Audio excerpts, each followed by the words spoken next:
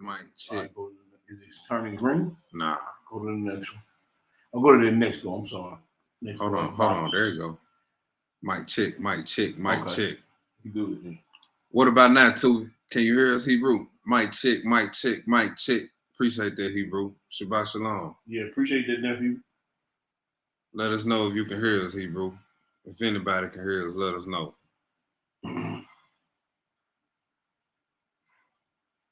All good. We all good. Mm-hmm. All right. Well, now let's start. Matter of fact, let's pick a different song.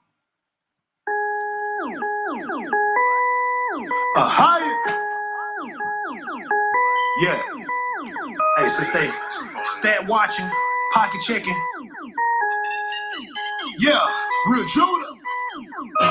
When real Judah gonna drop, they say we doing numbers. 144 up on that clock, they say we doing numbers. Hey, when your album drop, it shy, we doing numbers. Hey, we ain't never flopping, man, we doing numbers. They say we doing numbers. I might pull a real numbers. Hey, when your album drop, it shy, we doing numbers. 144 up on that clock, they say we doing numbers. All praise to my maker. What you hit me for? You need your song high. Get away from me, Satan. 130, that's for purchase. And I ain't tripping on these verses. You think I care about your damn song? While we living out these curses. Well, I do this work for the 12 tribes, and that tribe of Judah still ahead of them. They say shy when they got beef. Well, I run to them, never ran from them. Used to move to work with the scale on me. Got shook when I seen the whole bell, homie. Now I get the truth with the fringes on me. I'm clocking numbers with the Mitri on me. Kwame Yasha, out of my Judas, I pop my trunk. Everybody gon' wave. Shy, when your album gon' drop, I don't know, might be today. If they coming at me and the chip the deal, Sydney 48 might shoot to kill. Why everybody clocking us? What the hate is real? Run my numbers up just for the thrill. Yeah, I'm riding with Crash, yeah, I'm C-walking. He always been playing, see my signal caller. It's gonna turn black like the sky falling. Trying to be in all white, yeah, skywalking. When you see Shy, that's real Judah. Hebrew hood music, my movement. Doing this work daily, my choosing. If it goes hard, they will choose it. When we're Judah gonna drop, they say we doing numbers. 144 up on that clock, they say we doing numbers. Hey, when your album drop, it Shy, we doing numbers. Hey, we ain't never flopping, man, we doing numbers. They say we doing numbers. I might pull a real numbers. Hey, when your album drop, it Shy, we doing numbers. 144 up on that clock, they say we doing numbers. Back in 88, I was just 9 pounds, 14 ounces. And by the age of 8, I probably moved 9 pounds, 14 ounces. And could have hit a meal when I was 18, but I was living reckless. And by 28, I hit 20 West and I came to Texas. Been in Bowen Homes with L.O. Boulder Crest with O.J. The Northern Tribes call me San Luis. Issachar call me Jefe. Chopping trees to make the paper. We take the paper, stack the lumber. Don't talk to me about doing numbers. I've been out here for 10 summers. It's misery. Better ask about me before you open the trap, Judah. Been homeless, I've been down bad. Praise the Most High, cause I'm back, Judah. Real life, no acts, Judah. Open your book of Acts, Judah. I don't brag, no, I don't boast, but I will keep actual facts, Judah. My honesty is genuine, even though some do pretend. Real Judah, we was born to win. Watch for the wolves, no Benjamins. Crappy job, call me the plumber. Staying woke, no time for slumber. Jacob watching for the signs and wonders, but my father said that my hairs is numbered. It's Louis. When we're Judah gonna drop, they say we doing numbers. 144 up on that clock, they say we doing numbers. Hey, when your album drop, it Shy, we doing numbers. Hey, we ain't never flopping, man, we doing numbers. That's They say we doing that's numbers. Shy and the dude named Louis I might Music. pull a real numbers. Hey, when your album drop, it Shy, we doing numbers. 144 up on that clock, they say we doing numbers.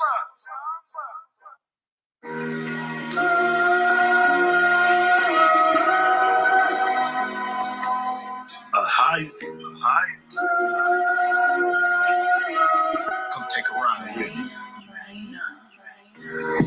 I'm trying to show my family that this walk is worth it. I'm trying to show my people that this truth is worth it. If you're doing it for Christ, then you know it's working. They might not see it now, but trust me, we all have a purpose. praise to a higher. Bahashem Yeshaya. Wawarak, my guidance. Yeah. Will I make it in? Well, I don't know. I'ma keep traveling on this narrow road. All green lights, so I guess time for me to roll. Go when my foes tipping. Do or die like I'm whole pivot. I show them truth, but the eyes wide shut. Call them folks in the cold givers. I skate past like I'm Bar Simpson. I got the juice for it all Simpson. I never thought that I'll be the one to give the truth. That's the way I was living. I had to open up the word and apply that scripture to myself. That's why you hear me on the song. I hold that mirror to myself.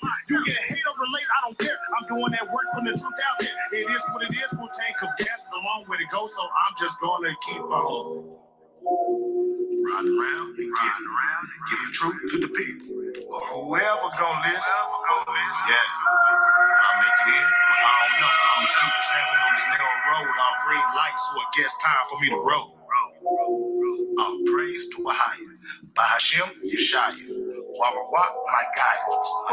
Yeah. Will I make it in? Well, I don't know. I'ma keep traveling on this narrow road, all green lights, so I guess time for me to roll. Mashiach, I'm rooting like Steph Curry. I'ma keep shooting. When you come down, I'ma say long time coming, bro. Say I'm cooking, ground sugar, earthquake, make them shake so much, break a vertebrae. I'ma stay locked into the truth, cause I do not want to be another casualty. Yeah, they mad at me, really? I don't really give a damn if the boys mad at me. I'ma stay locked into the truth, waking up the lost sheep, doing that daily. Yeah, they hating on me, they hating Christ, hating me. What I expected was going to be. I guess that's what happened when you're doing this work for a higher faithfully. I opened up that word and applied them scriptures to myself. That's why when you hear shot on the song, he hold that mirror to himself.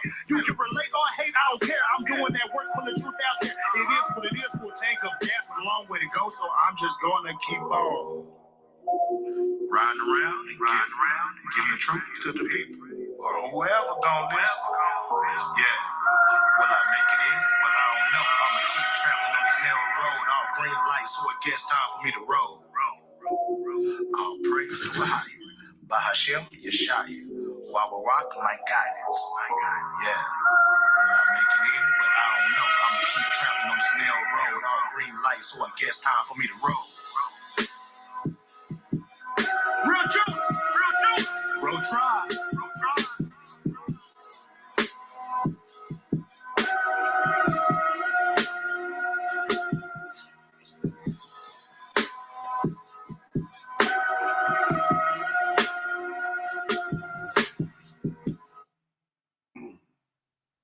All praise, honor, and great glory is unto our Elohim, the Elohim of Abraham, Elohim of Yishkak, Elohim of Yaakov. To our brothers and sisters in the faith, as always, we salute you. We give praise, honor, and glory to our uncrowned King, Yeshua HaMashiach. In these great and evil days, we await on his arrival to return, to get it all straight, to make a clean atonement for that which has been done and that which is supposed to be done. We coming to you once again on another Shabbat day. I got the young lion with me. Shalom. We in the building. I turn it over to my son. Shalom, family. Shabbat shalom. It's good to be before you guys on another Shabbat night. You know what I'm saying? Hope everybody prep was as least hectic as possible. I know how it be on Friday trying to cram everything in before that sun go down. You know what I'm saying? Let's just make sure we stay in that mode. We don't ever want to get in the mode of, Yeah. you know, it's the Nah, Sabbath, man. I just go when I get there. Nah, you know it. Hey, let's not get complacent. You know what I'm saying? But y'all see what the title is, part 2. Part 2, the Order of Aaron, a means to an end, the Order of Melchizedek, the beginning and the end. What's up? Just stay at home, bro. He said you need to tag him in. He ready to come in and read. Get you some rest, bro. We gonna hold it down tonight. Hallelujah. Hallelujah. Appreciate you, Hebrew. Man, look here. Hey, we finna get into it. We dealt with Melchizedek in the beginning last time. That's right. Part 1, right?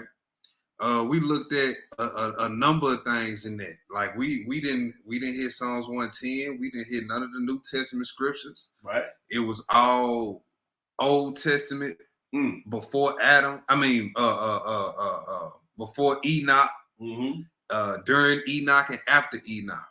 You know what I'm saying? That's right. And we looked at first the priesthood in the heavens. Yep. We kept reading it's the temple. Is this up there? The altar, the golden censers, the tabernacle of the testimony, the angels officiating in the temple with the garments on,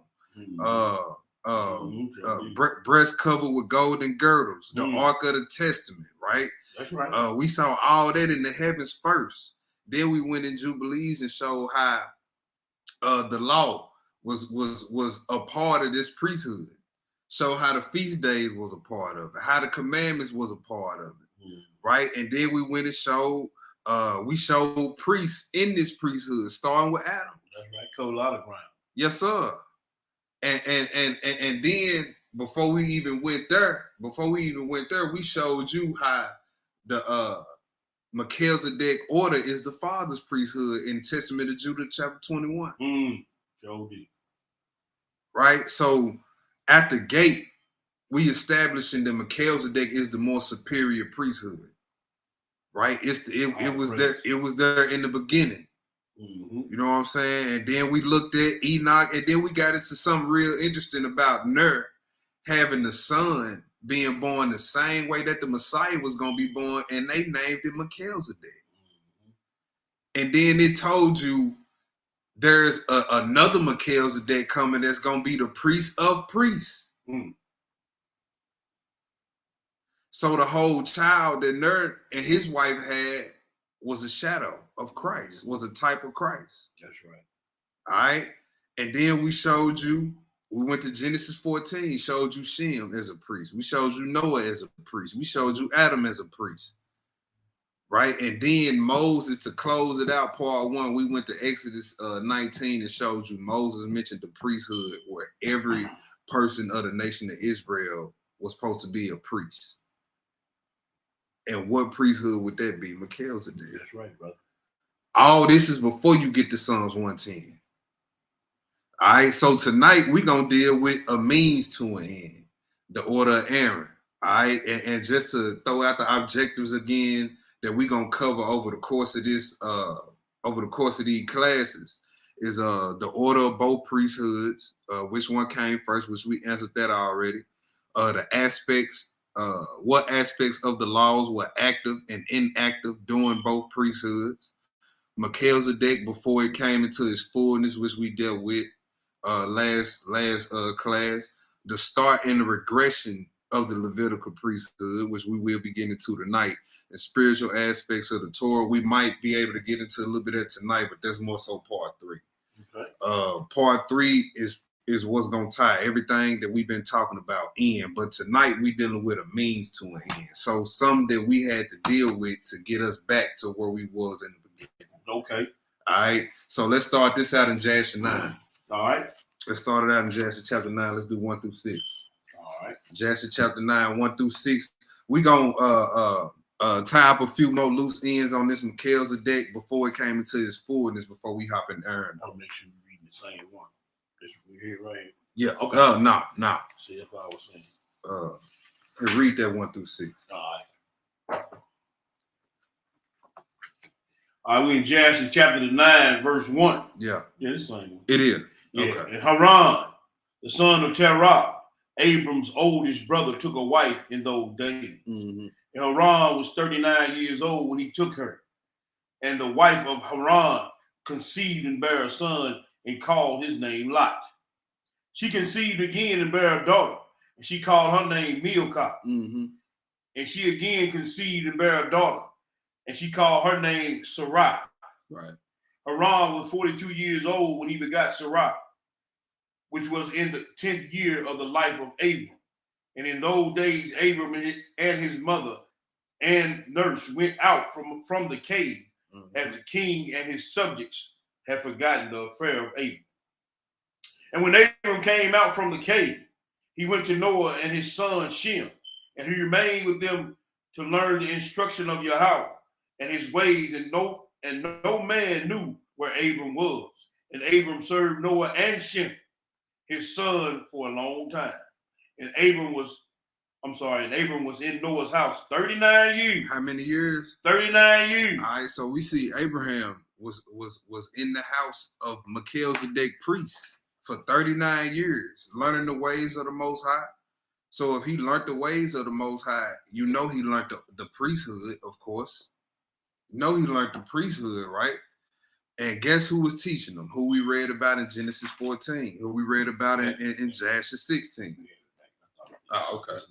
Oh, okay. Hold on. You finished verse 6.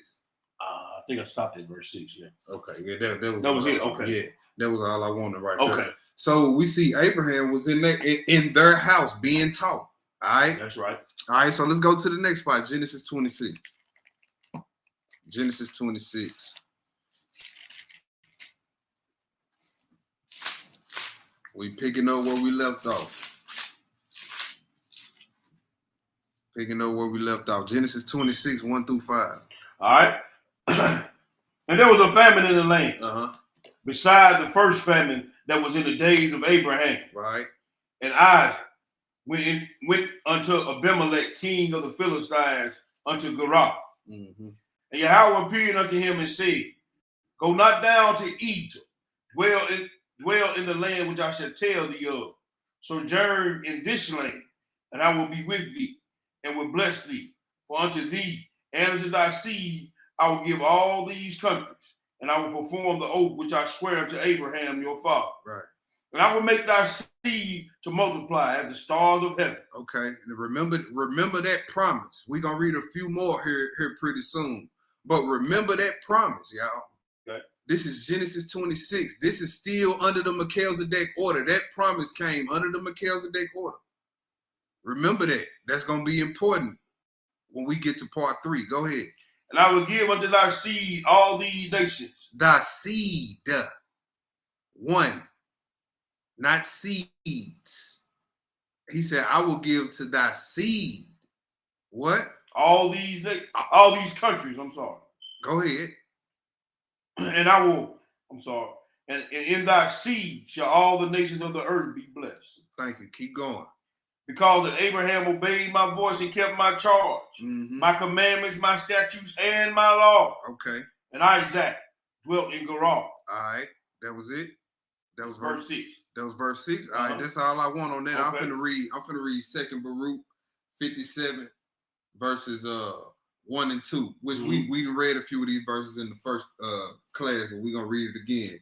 It says, and after these you saw the bright waters, that is the fountain of Abraham and his generation, and the coming of his son, and of the son of his son, and of those who are like him. For at that time the unwritten law was in force among them, and the works of the commandments were accomplished at that time. And the belief in the coming judgment was brought about, and the hope of the world which would be renewed was built at that time, and the promise of life that will come later was planted. So we see the commandments, the moral law is active. We're just reiterating that point, right? Now let's go to Genesis 15. All right. Let's go to Genesis 15. Before we get in the urn, we just tying up a few loose ends that we didn't touch on in that first one about Melchizedek.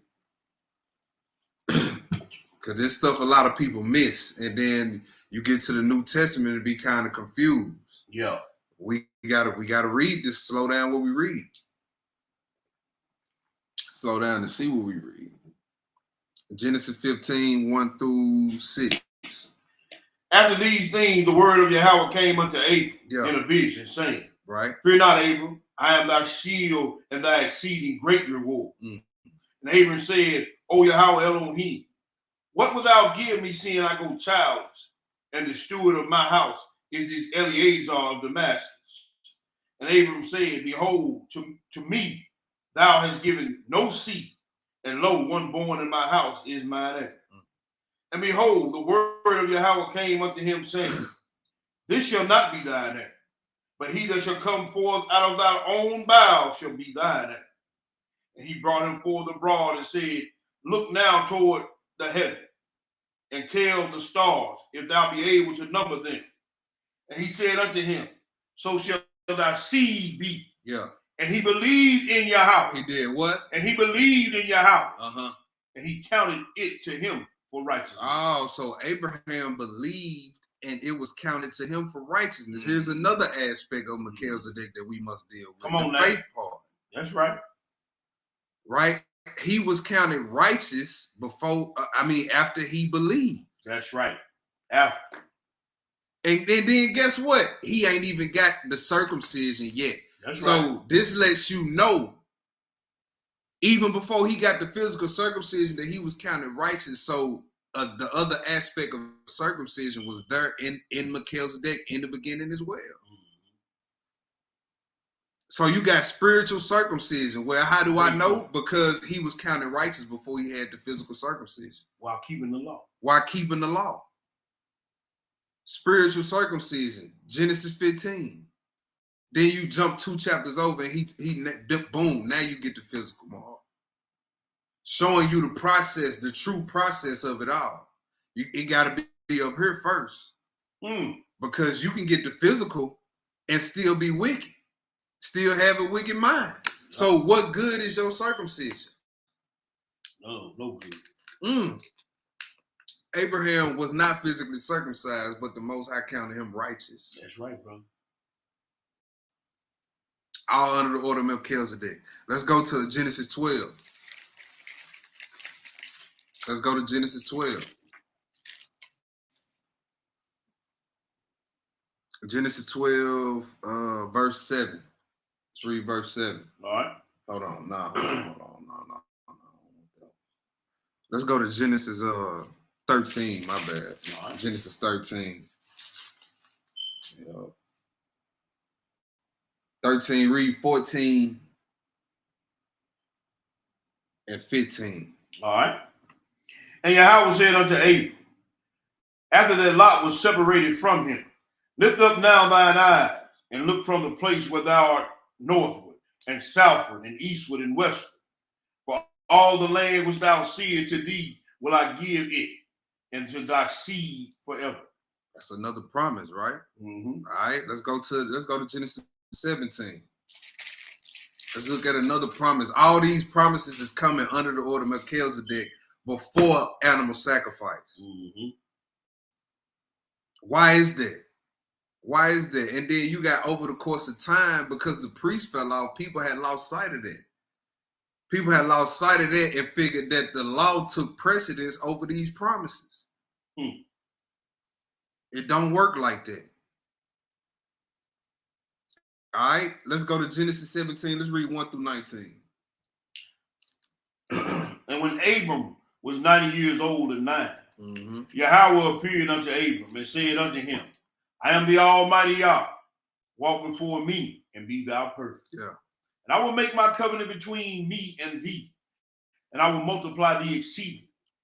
And Abram fell on his face, and Yah talked with him, saying, as for me, behold, my covenant is with thee, and thou shalt be a father of many nations.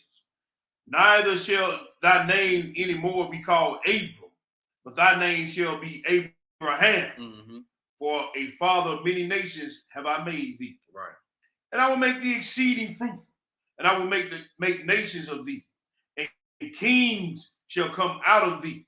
And I will establish my covenant between me and thee and thy seed after thee in their generations for an everlasting covenant, to be a Yah, an Elohim unto thee, and to thy seed after thee. Yeah. And I will give unto thee and to thy seed after thee the land wherein thou art a stranger, all the land of Canaan for an everlasting possession, and I will be their Elohim. And Yahweh said unto Abraham, thou shalt keep my covenant therefore, and thy seed after thee in their generation. Right. This is my covenant, which ye shall keep between me and you and thy seed after thee. Every man child among you shall be circumcised. Go ahead. And ye shall circumcise the flesh of your foreskin, and it shall be a token of the covenant between me and you. And he that is 8 days old shall be circumcised among you. Every man child in your generations, he that is born in the house or bought with money, or any stranger which is not of thy seed. Mhm. He that is born in thy house, and he that is bought with thy money, must needs be circumcised. Ooh, what? Must needs be circumcised. We'll read that and totally miss what was written in Genesis 15. Mm-hmm. Right? We'll just disregard. Right. You know what I'm saying? That's where you got to have the balance in the scripture. The scripture is not a book where you can belong to a certain extreme because it's a balanced book. That's right, brother.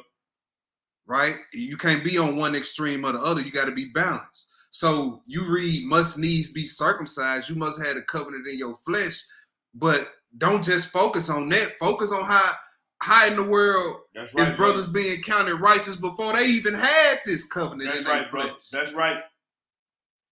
This is how Melchizedek, your mindset supposed to be operating. Spirit before flesh. Come on, man. Spirit before flesh, because it's a spiritual priesthood. All right? Go ahead.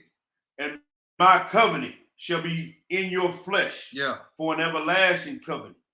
And the uncircumcised man child whose flesh of his foreskin is not circumcised, thou shalt be cut off from his people.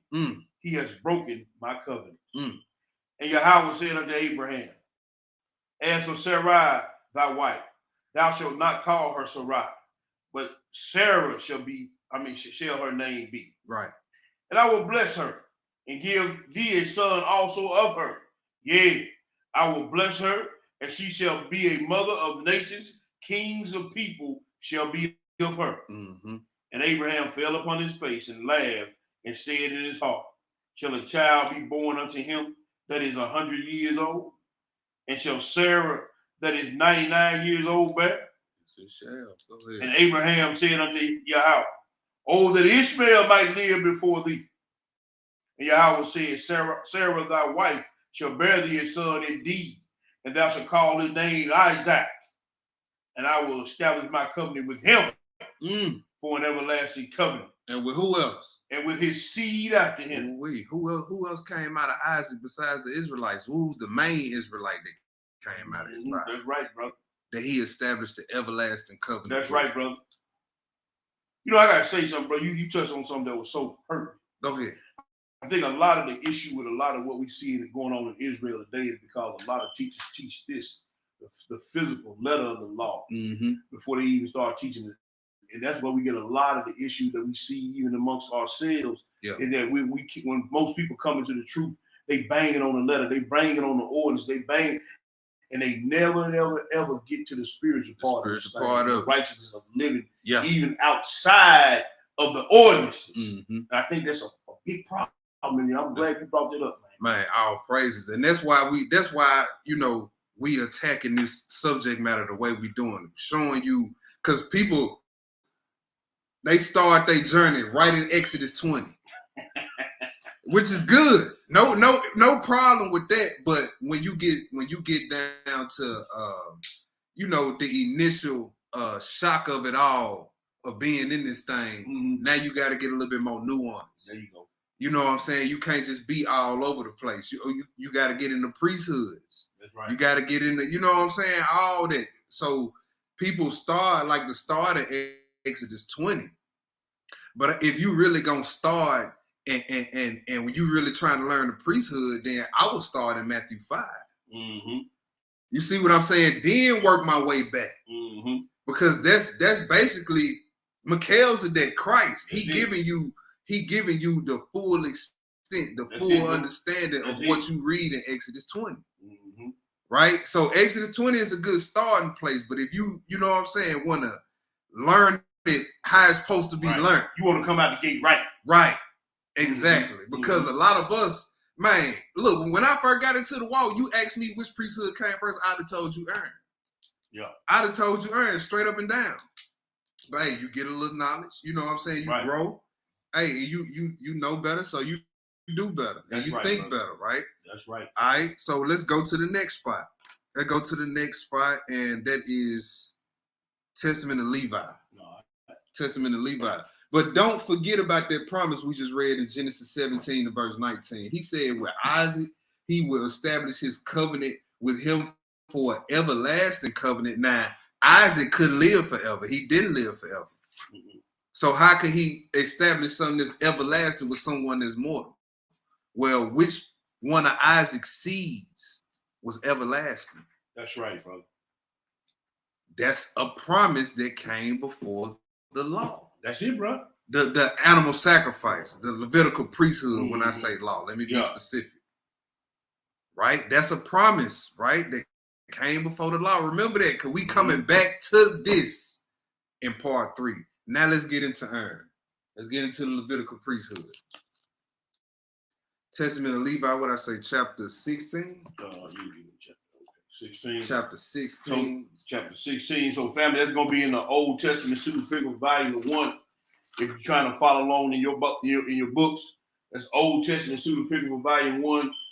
Testament of Levi, chapter 16. That's on page 794. Hallelujah. That's on page 794. So that wrapped up that last scripture that we just went to in what was the Genesis 17. That wrapped up Melchizedek before it came into his fullness. And if everybody was, pretty much on point with all that and understood, we read in the first part and in this part, put some 7s in the room so we can move on. Put some 7s up in the room. Let me know y'all still up. But for now, meantime, we in Testament of Levi, chapter 16. We're going to read chapter 16, 17, and 18. Okay. Sounds good. All right. Chapter 16, verse 1. Go ahead. Now I've come to know that for 70 weeks you shall wander astray and profane the priesthood and defile the sacrificial altars. And ye shall set aside the law and nullify the words of the prophets by your wicked perversity. You persecute just men and you hate the pious. All right, so right at the gate, this is the Testament of Levi, so we know who he's talking to. All right, he letting them know at the gate. He said, hey, after a certain amount of time go by, y'all gonna profane this priesthood. All right, go ahead. Sound like that Malachi, don't it? Yup. You persecute just men and you hate the pious. The word of the faithful you regard with revulsion. A man who by power of the Most High renews the law, you name deceiver. And finally, you see that? That's a prophecy. That's a prophecy. What group of individuals? A man who by power of the Most High renewed the law. See, that's a key right there. The law ain't go nowhere. He renewed it. So that's why I say, if you gonna start in Matthew 5 versus Exodus 20. Because that's the one who renewed it. He put the clearest understanding of the law on the table. Sure did. All right. What group of people named him a deceiver? You already know who it is. Matthew, that's that Matthew. Yes, sir. Go ahead.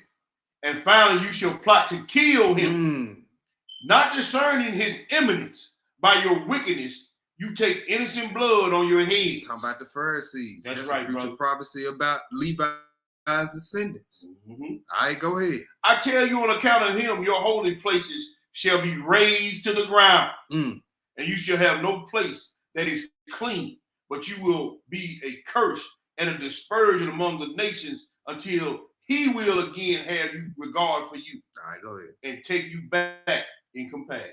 17, chapter 17. Because you have heard about the 70 weeks. Listen also concerning the priesthood. In each jubilee, there shall be a priesthood. In the first jubilee, the first person to be anointed to the priesthood will be great. Right. And he shall speak unto Yah as Father. And his priesthood shall be fully satisfactory to Yahweh. In the days of his joy, he shall rise up for salvation of the world. In the second jubilee, the anointed one shall be conceived in sorrow, and the beloved one, and his priesthood shall be prized, and shall be glorified by all. The third priest shall be overtaken by grief. The fourth priesthood shall be with suffering, because injustice shall be imposed upon him in a high degree. Right. And all Israel shall hate each one his neighbor. The fifth shall be overcome by darkness. All right, so we see this priesthood, right? He talking about the anointed one. In this verse, the anointed one is who the high priest will be after this order. Mm-hmm. All right, so we see it's steady regressing. It's not getting better. Ain't gonna get no better. It's steady regressing, right? We see that. Go ahead. Likewise, the sixth and the seventh. In the seventh, there shall be a pollution such as I am unable to declare in the presence of human beings, because only the ones who do these things understand such matters. Therefore, they shall be in captivity and will be preyed upon. Both their land and their possessions shall be stolen. Uh-huh. And in the fifth week, they shall return to the land of their desolation and restore anew the house of Yahweh. In the seventh week, there will come priests, idolaters, adulterers, money lovers, arrogant, lawless, voluptuaries, pederasts, those who practice bestiality. Ooh-wee. Rough jokers, ain't That's some rough joker right there. That 7 week sound like the 7 week of this prophecy sound like the time of the Pharisees. Mm-hmm. Ooh-wee. That was right after Malachi, wasn't it? Yeah. Mm-hmm. Yep. Chapter 18. So this priesthood ain't gonna get no better. Yeah, and y'all trusting it. Exactly. You got a lot of rules out there trusting in it. Yeah, Man. yeah. And a lot of people don't even realize that they, you know, they erring. They still in erring when they tell you, oh, you can't do this in the congregation until you circumcised. Or you can't come here until you circumcised. You can't partake in the feast days until you circumcised. What? They skip like Genesis 15 don't exist. That's what it seemed like. I guess they done told Genesis 15 out they Bible. I guess, bro. And they go from 14 to 16 to 17. And we ain't even gonna talk about Enoch. No. Now you gotta ask a question. Enoch was before the circumcision. Yep. And Most High took him. Yep. So we got a problem. We got a problem. We got a problem. Yeah. With a lot of doctrine going on, don't we? That's a fact. And then look, if you limit circumcision to just physical, then a woman could never be circumcised. Right. So women could never be spiritually circumcised if only the physical part of it matters. Boy, you dropping. Woo. All praise to the Most High. Chapter 18, Testament of Levi, chapter 18. So that there has to be a spiritual aspect of it, like when you look at it from that perspective. Like if you just talking about physical, then where do they lead the Hebrews? Hey, come on now, and going back to that, they said Methuselah was righteous too. Now they said all them boys, he notched all of them. Now there wasn't no circumcision around then. Now, no, they gonna be sitting at the table, right? Yep, yes, sir. What? Testament of Levi, chapter 18. Yeah. When vengeance will have come upon them from Yahweh, the priesthood will lapse. The priesthood will do what? Lapse. Okay, so we know at the gate, which we already knew it ended, but it's letting you know. Levi let you know it's gonna lapse. Go ahead. And then Yahweh will raise up a new priest, to whom all the words of Yahweh will be revealed. That's part 3 stuff right there. Yes, sir. That's that Isaiah. Yes, sir. He shall effect the judgment of truth over the earth for many days, and his star shall rise in heaven like a king, kindling the light of knowledge as the day is illuminated by the sun. And he shall be extolled by the whole inhabited world. This one will shine forth like the sun in the earth. He shall take away all darkness from under the heaven. There shall be peace in all the earth. Excuse me. The heavens shall greatly rejoice in his days, and the earth shall be glad. The clouds will be filled with joy. The knowledge of Yahweh will be poured out on the earth like the waters of the sea. What? Hallelujah. And the angels of glory of Yahweh's presence will be made glad in him. The heavens will be open. From the temple of glory, sanctification will come upon him. Oh, did we read in some of our lessons how the heavens was always open to Adam under their order? So did. Man, go ahead. With a fatherly voice, as from Abraham to Isaac, the glory of the Most High shall burst forth upon him. The spirit of understanding and sanctification shall rest upon him. Isaiah and Matthew. He shall give the majesty of Yahweh to those who are his sons in truth forever. And there shall be no successor for him from generation to generation forever. Ooh-wee. And in his priesthood, the nations shall be multiplied in knowledge on the earth. And they shall be illuminated by the grace of Yahweh. That's Isaiah 2:2. Yes, sir. All nations shall flow to the mountain. Yes, sir. All nations shall flow to it. Go ahead. But Israel shall be diminished by her ignorance and darkened by her grief. In his priesthood, sin shall cease, and lawless men shall rest from their evil deeds. So look, did sin cease under the order of Aaron? Nope, because they were still cutting up cows. Still cutting up cows and sheep and pigeons and pouring drink offerings out. Man, go ahead. And righteous men shall find rest in him. He shall open the gates of paradise. Read that again. And he shall open the gates of paradise. They couldn't even close the sheets on the tabernacle. He shall remove the sword as that has threatened since Adam. You're going to kill death. Man. That's at Corinthians 8:15. Yes, sir. And he will grant the saints of the east of the tree of life. The spirit of holiness shall be upon him. Be upon them, excuse me. And Belial shall be bound by him. And he shall grant his children the authority to trample on wicked spirits. And Yahweh will rejoice in his children, and will be well pleased by his beloved ones forever. Abraham, Ishak, and Yaakov will rejoice, and I shall be glad, and all the saints shall be clothed in righteousness. Hallelujah. Now, when was any of those promises under the order of Levi? No. Man, that ain't even touching it, right? Let's go to the next spot. Let's get into it. Let's go to Exodus 24. That's right. Power to tread on evil spirits. Yes, sir. Under his order. Hey, he gave his disciples that power. Man, I was just finna say that, bro.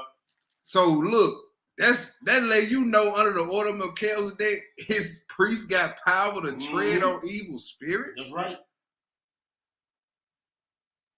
Man, let's go to Exodus 24. Let's read verses 1 through 12. Then we're gonna skip. All right. Let me pull this up for y'all. My bad. Didn't nobody say nothing either in the chat. Didn't nobody say nothing about the scriptures not being pulled up on me. Man, good job, man. I was just letting us go through this lesson with no scripts on the screen. Didn't nobody remind their brother. It's just like a Hebrew to blame everybody else. I've seen these people. Blow that up for y'all.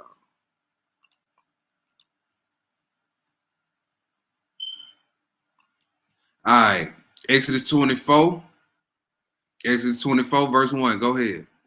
And he said unto Moshe, come up unto the Lord, thou, Aaron, Nadab, and Abihu, and 70 of the elders of Israel, and worship ye afar off.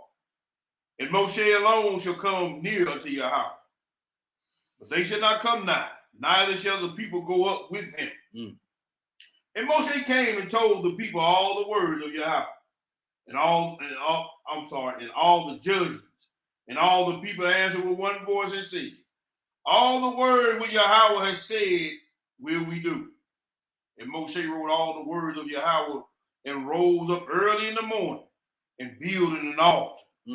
And builded an altar under the hill. 12 pillars, according to the 12 tribes of Israel. Yeah.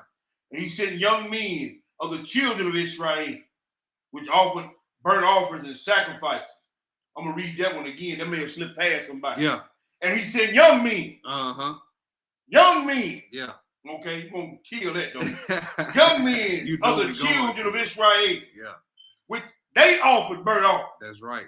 And the sacrifice peace offerings and of oxen unto your house. Mm-hmm. And Moshe took half of the blood and put it in basins. And half of the blood he sprinkled on the altar. Mm-hmm. And he took the book of the covenant and read in the audience of the people. And they said, all that Yahweh has said will we do and be obedient. Go ahead. And Moshe took the blood and sprinkled it on the people and said, behold, the blood of the covenant which Yahweh has made with you concerning all the Davarim. And then went up Moses and Aharon, Nadab and Abihu, mm-hmm. and the 70 of the elders of Israel. And they saw the power of the Elohim of Israel.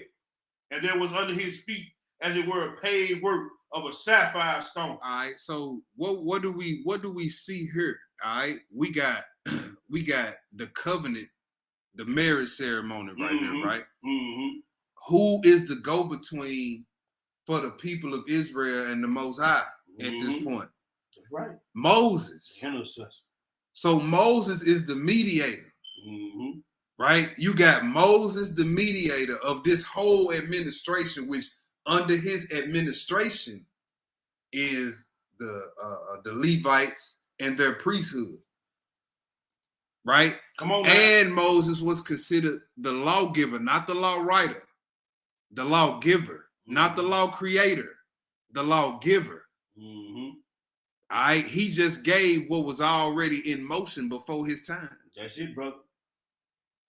Right, so that's why you hear Law of Moses, Law of Moses. That's right. Well, they just crediting who the go-between was the time he had his administration. Just like you see in the New Testament, the Law of Christ. Mm-hmm. That's it. The Law of Christ. So no need to spill your coffee when you hear us say Law of Moses, Law of Moses. Now you know what we talking about. Just let you know who the intercessor was at the time. That's right. We're not saying that that's his law. He wrote it. He created it. No. We got more sense than that. That's what I'm saying. People want you to belong to one extreme or the other. Right. You need a healthy balance when reading the scripture. That's right, brother. This is not a book where you can just side with extremes. You have to get both sides of the coin and come to a logical and scriptural analysis. All right, go ahead. NG. Uh-huh. And as it were the body of heaven in his clearness. And upon the nobles of the children of Israel, he laid not his hand. Also they saw Yah, and did eat and drink. Uh-huh. And Yahweh said unto Moshe, come up to me unto the mount, and be there, and I will give thee tables of stone, and a law, and commandments, which I have written, that thou mayest teach them. Okay, so now he hadn't even gave everything yet. All the instruction. But we saw young men doing what? Burnt offering. Come on now. Peace offering. Come on now. Right? We saw Moses build the altar. Come on now. Levi he ain't even ordained them yet. He ain't even ordained them yet. Jump down to 15, read 15 through 18. And Moshe went up into the mount. Right. And a cloud covered the mount. Excuse me. And the glory of Yahweh abode upon Mount Sinai. And the cloud covered it 6 days. And the 7th day he called up to Moses out of the midst of the cloud. That's what I'm saying. And see, people already knew how to sacrifice before Moses even knew it. Yeah. You see what I'm saying? So they didn't learn about sacrifices and all that with Aaron. That knowledge was already in the earth. So when people like Moses and Aaron saw the layout of the Levitical priesthood, it was elementary to them. Yep. They already knew how, you know what I'm saying? They knew the finished product of it all. Even a young boy knew how to sacrifice. Yep. Go ahead. Verse 17. Yeah. And the sight of the glory of Yahweh was like the devouring fire on the top of the mount in the eyes of the children of Israel. Yeah. And Moshe went into the midst of the cloud and got him up into the mount. And Moshe was in the mount 40 days and 40 nights. Chapter 25, 1 through 9. And Yahweh spake unto Moshe, saying, Speak unto the children of Israel, that they bring me an offering. The children of Israel bring me an offering. Yeah. Of every man that giveth willingly with his heart, ye shall take my offering. And this is the offering which ye shall take of them: gold and silver and brass, and blue and purple and scarlet, and fine linen and goat's hair, and ram skins dyed red, and badger skins and shittim wood, oil for the light, spices for anointing, and for the sweet incense, onyx stones and stones to be set in the ephod and in the breastplate. And let them make me a sanctuary, that I may dwell among them. Right, go ahead. According to all that I show thee after the pattern of the tabernacle. Oh, so we read about all that in the first part. So, hey, he gave him a model of what was already operating fully in the heavens. All right, go ahead. In the 9. And the pattern of all the instruments thereof, even so shall ye make it. All right, and if we was to go through chapter 25, you would see the table, the candlestick, then chapter 26, the tabernacle. But we're going to jump to 28. Let's jump to 28. Let's jump to 28. Chapter 28, let's do 1 through 4, then we're going to skip around. All right. And take thou unto thee Aaron thy brother and his sons with him from among the children of Israel, that he may minister unto me in the priest office. Even Aaron, Nadab, Abihu, Eleazar, and Ithamar, Aaron's son. And thou shalt make holy garments for Aaron thy brother, for the glory and for beauty. And thou shalt speak unto all that are wise-hearted, whom I have filled with the spirit of wisdom, that they may make Aaron's garments to consecrate him, right, that he may minister unto me in the priest office. And these are the garments which they shall make: a breastplate, an ephod, a robe, a broidered coat, a mitre, and a girdle. And they shall make holy garments for Aaron thy brother and his sons, that they may minister unto me in the priest office. All right, skip. That was 4. That was the end of 4. Skip down to 15. All right. And thou shalt make the breastplate of judgment with cunning work. After the work of the ephod, thou shalt make it of gold, of blue, and of purple, and of scarlet, and of fine twined linen shalt thou make it. All right, skip down to verse 30. And thou shalt put in the breastplate of judgment the Urim and the Thummim, and they shall be upon Aaron's heart when he goeth in before Yahweh, and Aaron shall bear the judgment of the children of Israel upon his heart before the Lord continues. All right, so in this portion of the class tonight, what we're doing right now is just getting everybody acquainted with the setup of the Levitical priesthood, right? We're not going to go into every detail of it, but we're going to give you a good rundown of what's going on.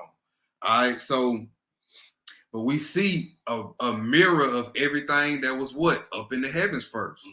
The high priest got on special garments, just like the angels had the breastplates of gold. You know what I'm saying? We got the ark, the altar, all that. All that.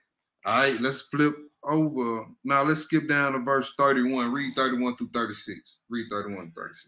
And thou shalt make the robe of the ephod all of blue. And there shall be an hole in the top of it, in the midst thereof. And it shall be a binding of woven work round about the whole of it. And it, as it were, the whole of the habergeon that is to be rent. And beneath upon the hem, thou shalt make pomegranates of blue, and of purple, and of scarlet, round about the hem.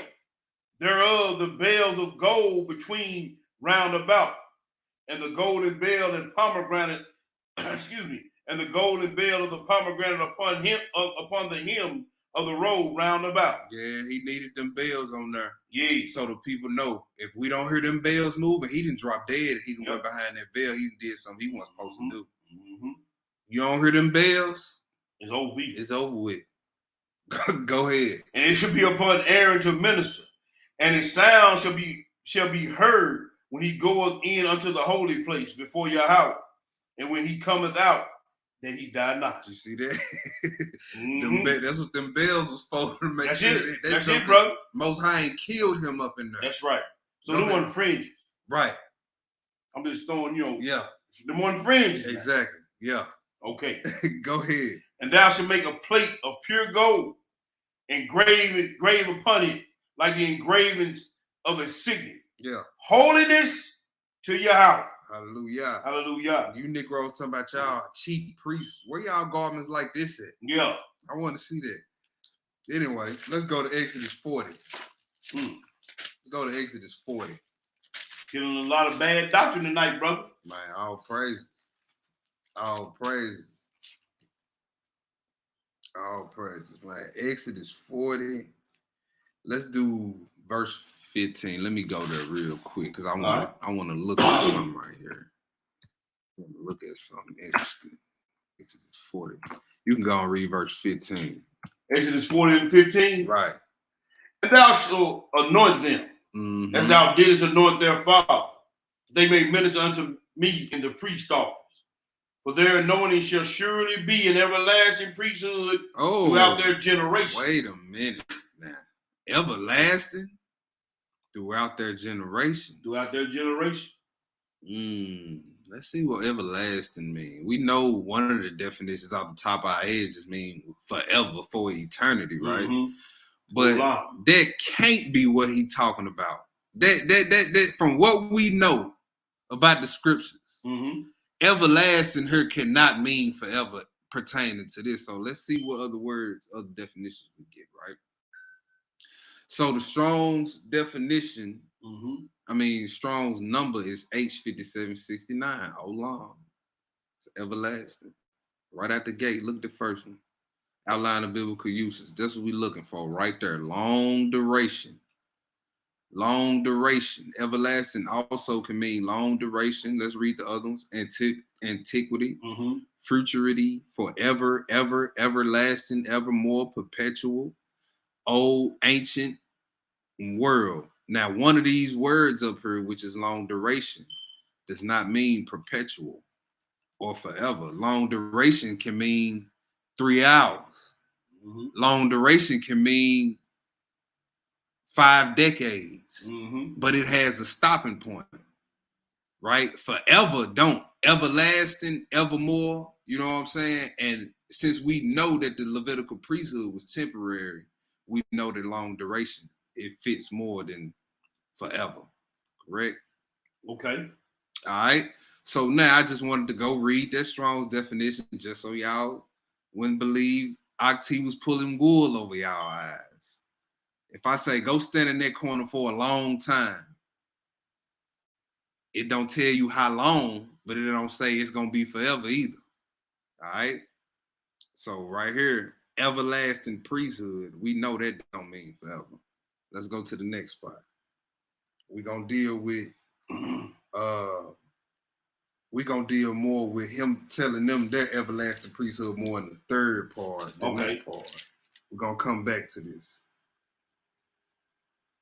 Let's go to Leviticus 21 now. All right. Let's go to Leviticus 21. We're walking it down. All praise. Slowly but surely, walking it down. Walking it down. Leviticus 21. Pick it up at verse 1. We're gonna read to verse 21. All right. Yeah. And Yahweh said unto Moshe, speak unto the priests, the sons of Aaron, and say unto them, there shall none be defiled for the dead among his people. Right. But for his kin that is near unto him, that is for his mother, and for his father, and for his son, and for his daughter, and for his brother, and for his sister, a virgin that is nigh unto him. Okay, so high priests, sons of Aaron, these are laws for them, right? Not the Levites that will be helping them, but for Aaron and his sons, those who will be high priests after the order of Aaron. All right, go ahead.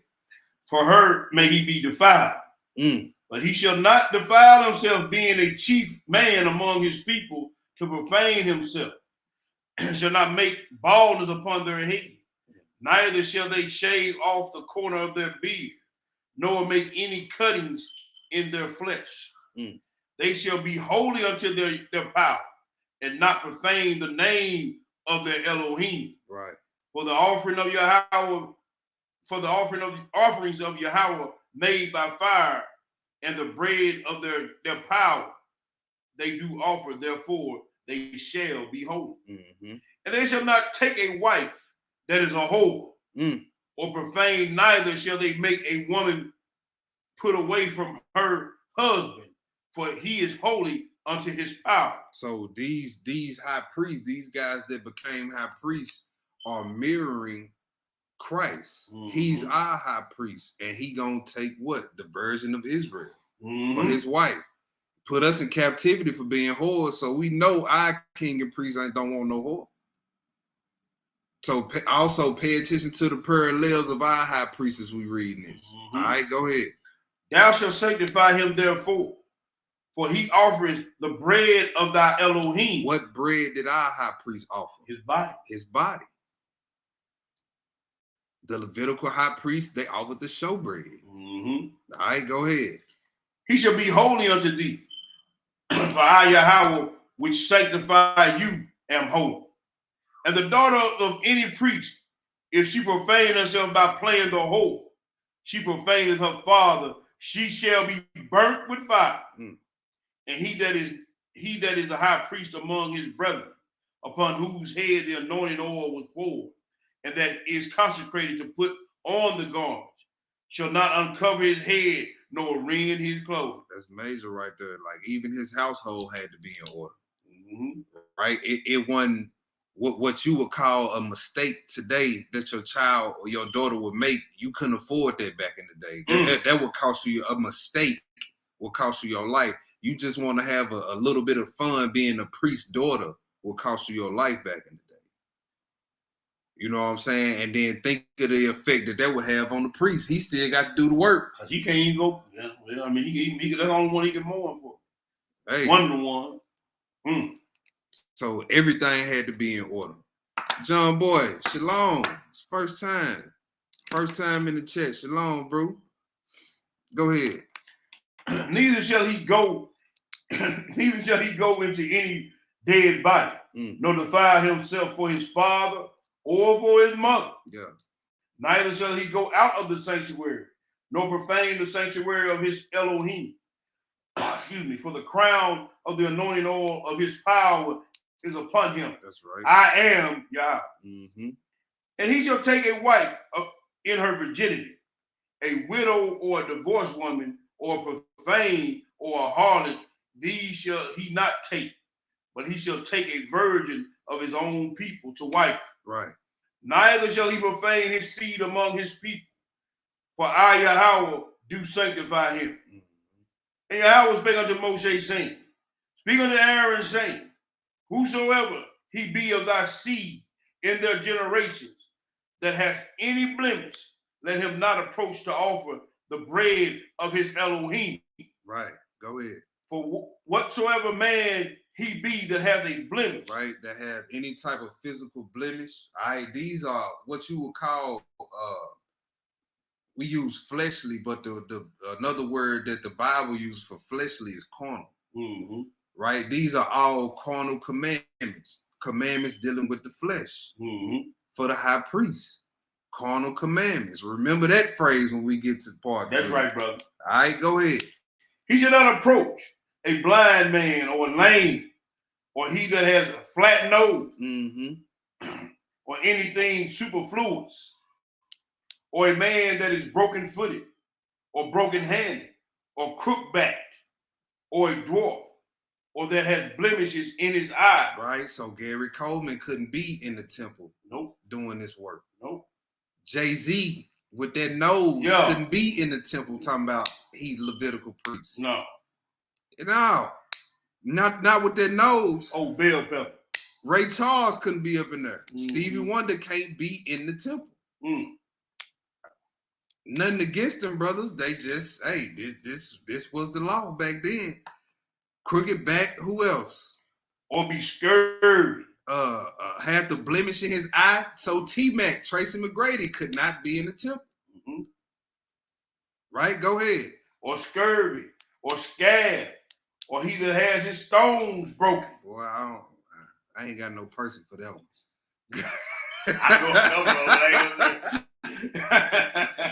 Go ahead. No man that have a blemish of the seed of our own, the priest shall come nigh to offer offerings of the most high power made by fire.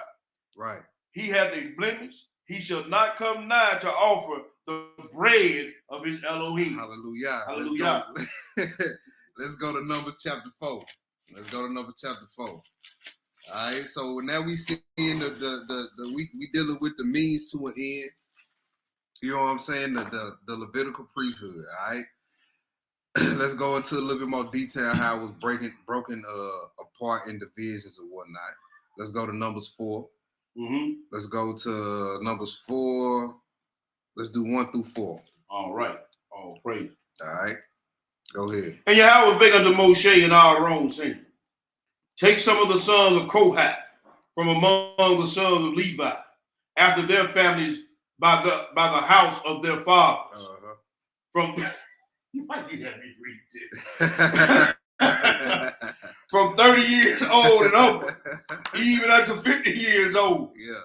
All that enter into the host to do the work in the tabernacle of the congregation. All right, so in Numbers 4, right here it say from 30 years old upward until 50, right? Mm-hmm. But in some other places we can read where Levites was entering into it at 25 as well. Mm-hmm. All right, but this is when it first started. Mm-hmm. It was a 30. So these are for Levites. Right. These are for Levites. Please make that clear. This is not for, telling, because we at the old class, they was telling me I couldn't start a teaching ministry until I was 30. Right. But the word of the Most High was in my mouth at 20 something. Mm-hmm. You know what I'm saying? So, this was the scripture that they would use back then. Didn't have a lot of knowledge, so we went for a little while. Yeah. And then I started looking at it. You know what I'm saying? Like, hey, this don't make no sense. I know we can't prove that we Levites. Right. And then they didn't even read the other half of the verse. Nah, they did. They gonna hold to that standard. Right. Because a lot, and now if you gonna tell a brother he can't start a ministry until he's 30 and use this, then your old butt need to be sitting down at 50. Yeah. Because half the joke will tell you that they would damn near 70. Yeah, exactly. So I mean, it's a contradiction either way it goes. Right. They not even rightfully dividing the scriptures. That's right. But let's keep reading. Read 1 through 4. That was it. All right. Yep. Mm-hmm. All right. So I didn't read 4. I'm sorry. Go ahead. This shall be the service of the sons of Kohath. Okay. The tabernacle in the tabernacle of the congregation about the most holy things.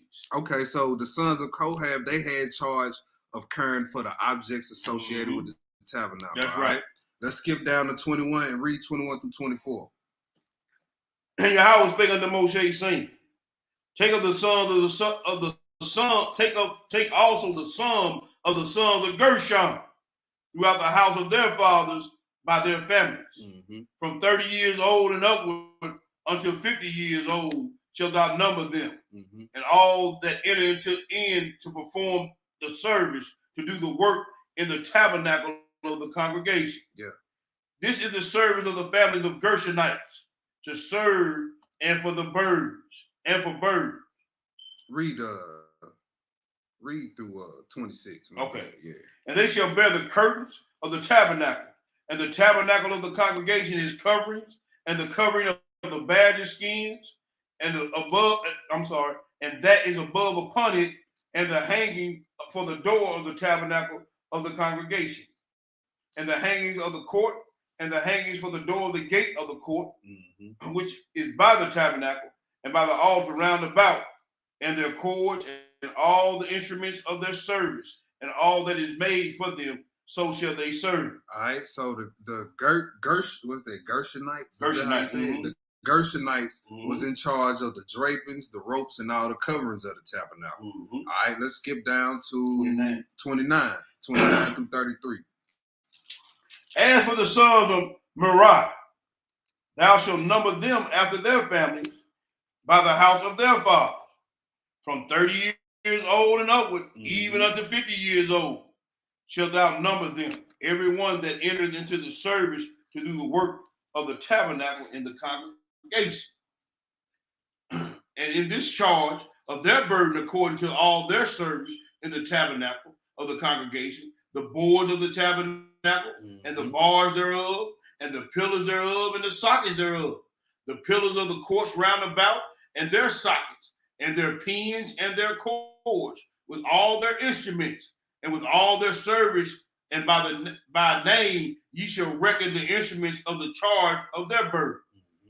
This is the service of the families of the sons of Merari, according to all their service in the tabernacle of the congregation, under the hand of Ithamar, the son of Aaron, the priest. Okay, so the sons of Merari, they was responsible for the transportation of the tabernacle, the frames, the pegs, everything that basically created the structure of the tent.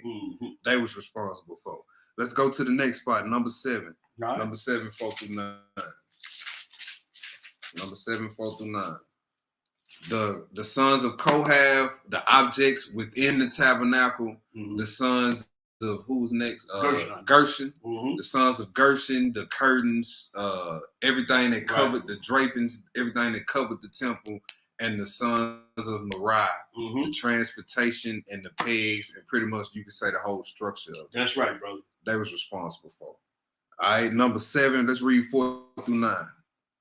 And you know how it was bigger than Moshe saying, take it of them, that they may be to do the service of the tabernacle of the congregation, and thou shalt give unto the Levites to every man according to his service. And Moshe took of the wagons of the oxen and gave them unto the Levites. 2 wagons and 4 oxen he gave unto the sons of Gershon according to their service. 4 wagons and 8 oxen he gave unto the sons of Merari according unto their service, under the hand of Ithamar the son of Aaron the priest.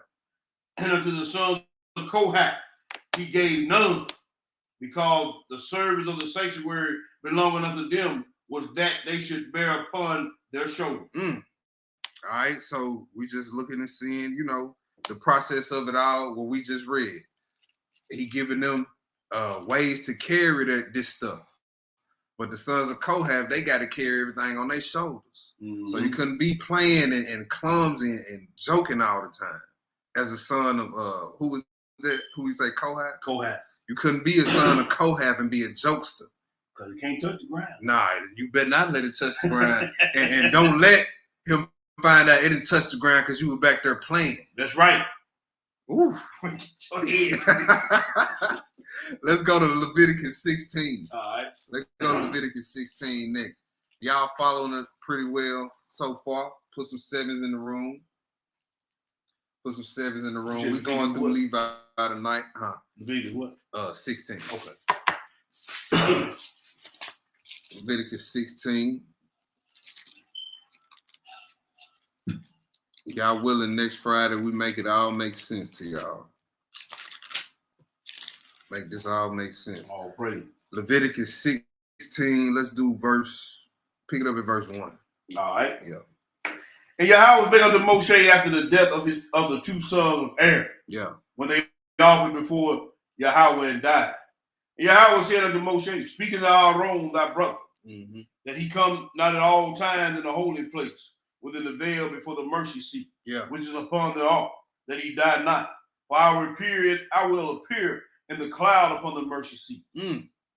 Thus shall Aaron come into the holy place with a young bullock for a sin offering and a ram for a burnt offering. Now this is about the Day of Atonement. This was major priest work, high priest work right here. This was the highest order of the high priest under that order back in that time, right here, this day. All right, go ahead.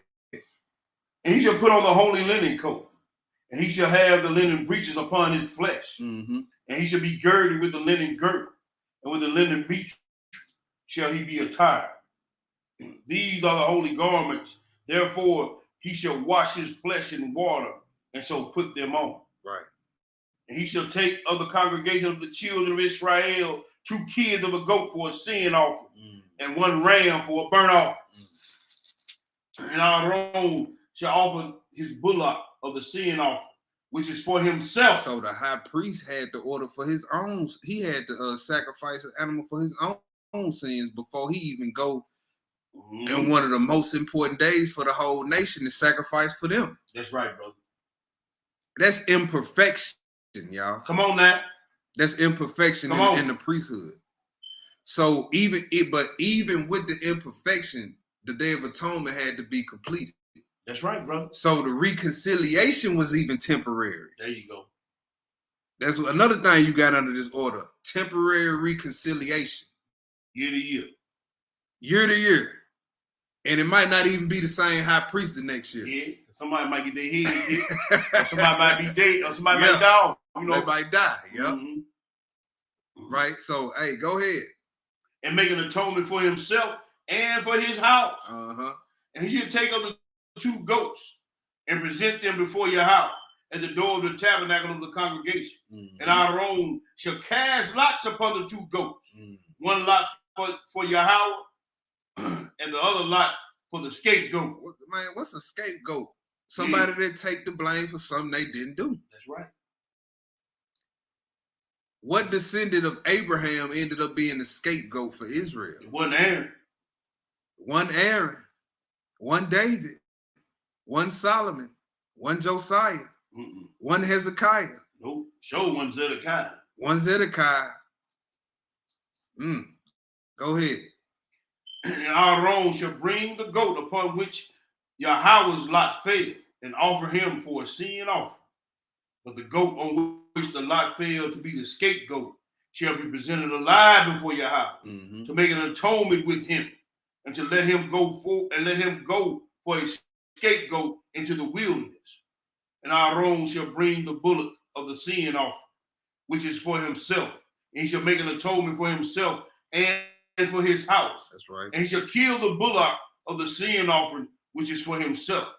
And he shall take a censer full of burning coals of the fire off the altar before your house, and his hands full of sweet incense, beaten small, and bring it within the veil. And he shall put the incense upon the fire before your house, that the cloud of the incense may cover the mercy seat that is upon the testimony that he died not. And he shall take of the blood of the bullock and sprinkle it with his finger upon the mercy seat eastward before the mercy seat. Shall he sprinkle the blood with his finger 7 times. 7 times. Go ahead.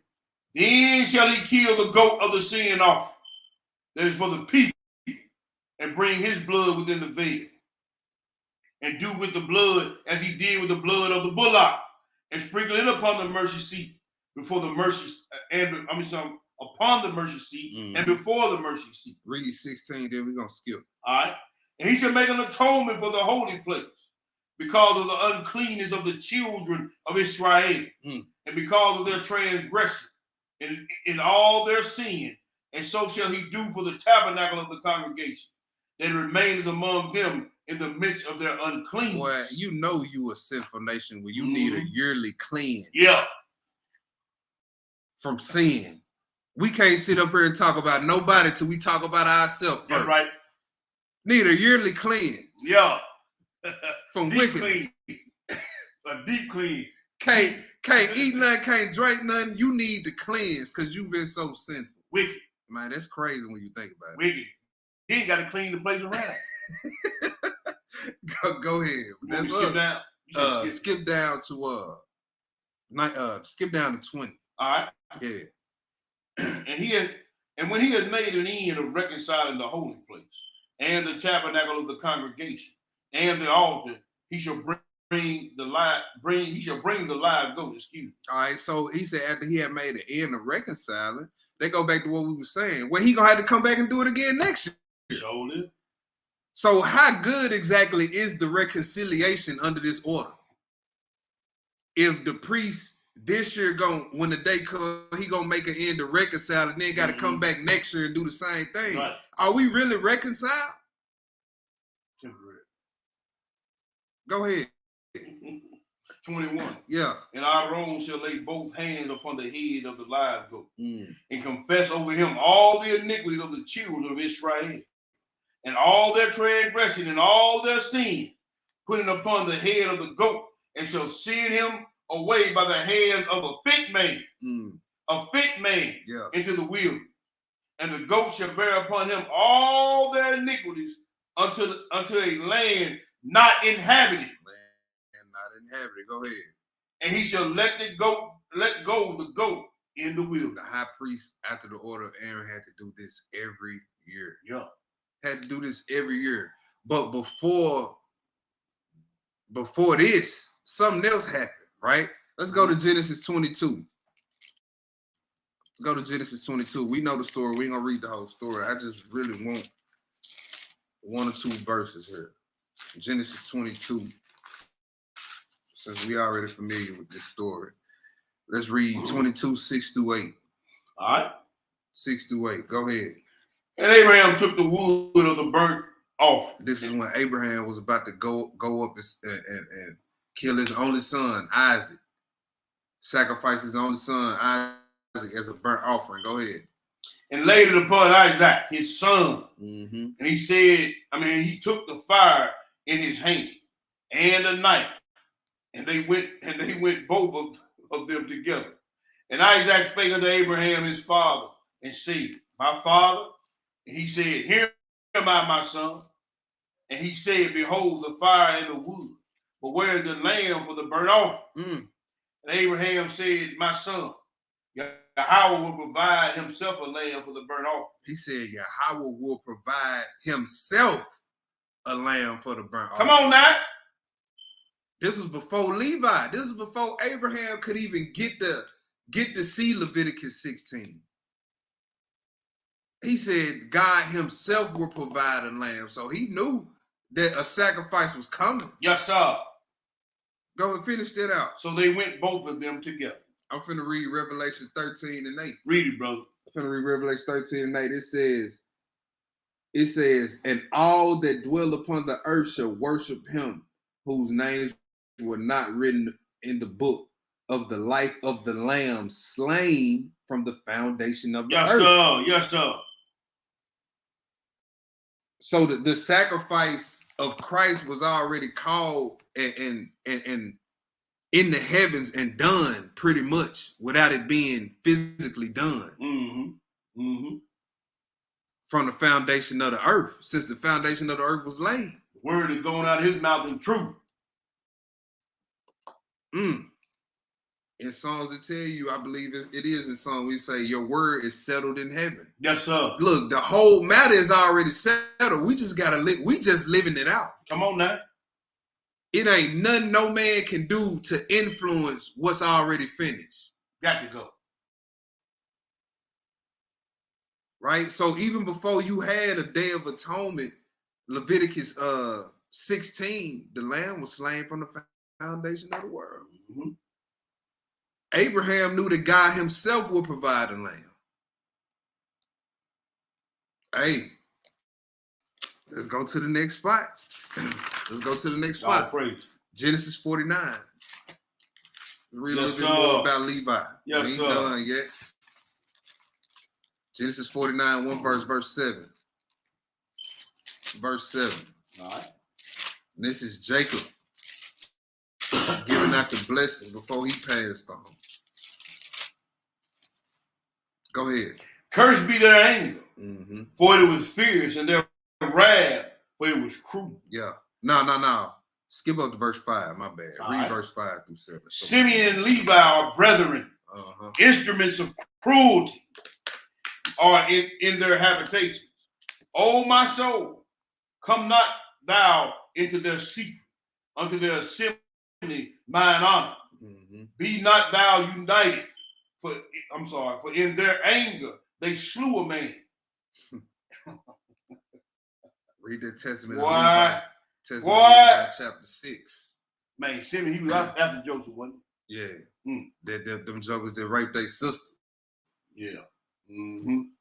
Well, I'm looking at this. He said both of them slew a man, right? Mm-hmm. Simeon was the one who hated Joseph the most. Yep. He Levi did. killed the people. He said, you done violence against the law. Yep.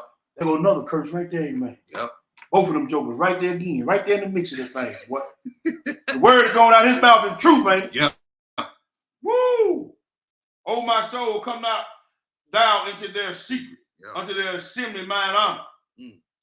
Be not thou united, for in their anger they slew a man, and in their self-will they dig down a wall. Cursed be their anger, for it was fierce, and their wrath, for it was cruel. I will divide them in Jacob and scatter them in Israel. He said, I'm going to divide Levi and Jacob, Come on, and I'm now. going to scatter Levi and Israel. Come on now. Right? Come on now. So it was a prophecy about how Levi will be operating amongst Israel. They wouldn't have no inheritance. Right. And not only that, when the kingdom split, Levi was in Israel and Judah, and then some of the Simeonites came back to the southern kingdom. There was another. There was another. Because I believe you could read about somebody from the tribe. Was it Simeon in the New Testament? Yes, sir. Yeah. The Simeonites. Uh-huh. There was another. Yep. All over it, boy. Most word is going out his mouth in truth. Yes, sir. It's already settled in heaven. Yes, sir. Let's go to Numbers 18. Yes, sir. All praise. Numbers 18. So he said, I'm going to scatter Levi and Simeon, but we focusing on Levi tonight in Israel. That's right. Right? What I say? Numbers 18, 20. Pick it up at verse 20. All right. Yeah. And Yahweh spake unto Aaron, thou shalt have no inheritance in their land, neither shalt thou have any part among them. I am thy part, and thine inheritance among the children of Israel. So this is one of the fulfillments of that prophecy we just read. Genesis 49 and verse 7. All right, go ahead. And behold, I have given the children of Levi all the tenth of Israel for an inheritance, for their service which they served, even the service of the tabernacle of the congregation. So you had commanded tithes, commanded, right? That's right. Tithes under the order of Aaron. Right, go ahead. Neither must the children of Israel henceforth come nigh the tabernacle of the congregation, lest they bear sin and die. So Abraham wasn't commanded to bring anything in Genesis 14. So what? Free will. That was on his own free will. All right, go ahead. But the Levites shall do the service of the tabernacle of the congregation, and they shall bear their iniquity. It shall be a statute forever throughout your generations, that among the children of Israel they have no inheritance. Yeah, I just want to say this, throw this out there to finish that last point. So that's something else y'all can, you know what I'm saying? We learned some on our way to learning something. Levi commanded tithing. Melchizedek free will offering. So if somebody is telling you under the order we under now, Melchizedek telling you commanded to pay tithes to their assembly of congregation, they lying. They swindling. They selling snake oil. Levi commanded tithing. Melchizedek free will offering. If they ask you to pay tithes, command you to pay tithes, just ask them, you must don't got an inheritance. Right. Because that got to be the only reason you trying to command me to pay you tithes to your assembly. But if that Negro got a house, that Negro got a car, he got a plot of land, though. He got a plot of land he's sitting on, his house sitting on. Don't get that Negro no tithes. Right. Free will offer, right? Go ahead. But the tithes of the children of Israel, which they offer as a heave offering unto Yahweh, I have given to the Levites to inherit. Therefore I have said unto them, among the children of Israel, they have no inheritance. And Yahweh spake unto Moshe, saying, thus speak unto the Levites, and say unto them, when you take of the children of Israel the tithes, which I have given you for them for an inheritance, then ye shall offer up a heave offering of it for Yahweh, even a 10th part of the tithe. So do they do a heave offering when they receive your tithe? Them jokers ain't tithing on the tithe. They can't even tell you what a heave offering is. Yeah. That's another question you ask. Well, since y'all commanding tithes, where your heave offering? Where your heave perform the heave offering after you finish collecting, sir. We need to see that. Go ahead. and this is your heave offering shall be reckoned unto you, as though it were the corn of the threshing floor, Mm-hmm. and as of the fullness of the wine press. Thus ye also shall offer an heave offering unto Yahweh of all your tithe, which ye receive of the children of Israel, and ye shall give thereof the Yahweh's heave offering and Aaron the priest. Out of all your gifts, ye shall offer every heave offering of Yahweh, of all the best thereof, even the hallowed part thereof, out of it. Mm. Therefore thou shalt say unto them, what's the hallowed part of the best, yeah, the holiest part. yeah, man. So the best part of all the collection. Yeah, we need that. Who you giving that up to? You know what I'm saying? Stop playing with the people. I bet they won't burn that money up. Yeah, stop playing that money with on all and burn it. Exactly. Put the biggest part of that money on there and burn it. Yeah, I bet you won't do that. Yeah, stop playing with Israel. Somebody might get shot up in there. They did that. For real. Take that big old part of that money. Hey, somebody might get shot. They find out they weren't supposed to be commanding tithes. We're going to get some people in trouble, man. That's it. Go ahead. Therefore thou shalt say unto them, when ye have heaved the best thereof from it, then it shall be counted unto the Levites as the increase of the threshing floor, and as the increase of the wine press. And ye shall eat it in every place, ye and your household, for it is your reward for your service in the tabernacle of the congregation. Yeah. And ye shall bear no sin by reason of it, when ye have heaved from it the best of it. Neither shall ye pollute the holy things of the children of Israel, lest you die. What verse you at? That was it, 32. Oh, man, you supposed to just read 26. Oh, my bad. You good. I was all into that one. Let's go to Deuteronomy 17. All right. Look at a few more roles of the Levites, other than, sacrifices. Look at a few more roles that they had within Israel. Still a little bouncing. Well, we rolling in there, boy. Man. Deuteronomy 17, verse 8. Pick it up and read verse 8 through 13 for me. All right. Yeah. If there arise a matter too hard for thee in judgment, between blood and blood, between plea and plea, and between stroke and stroke, man, being matters of controversy within thy gates, then thou shalt arise and get thee up unto the place which Yahweh thy power shall choose. And thou shalt come unto the priests, the Levites. All right, so the Levites were also judges. All right, go ahead.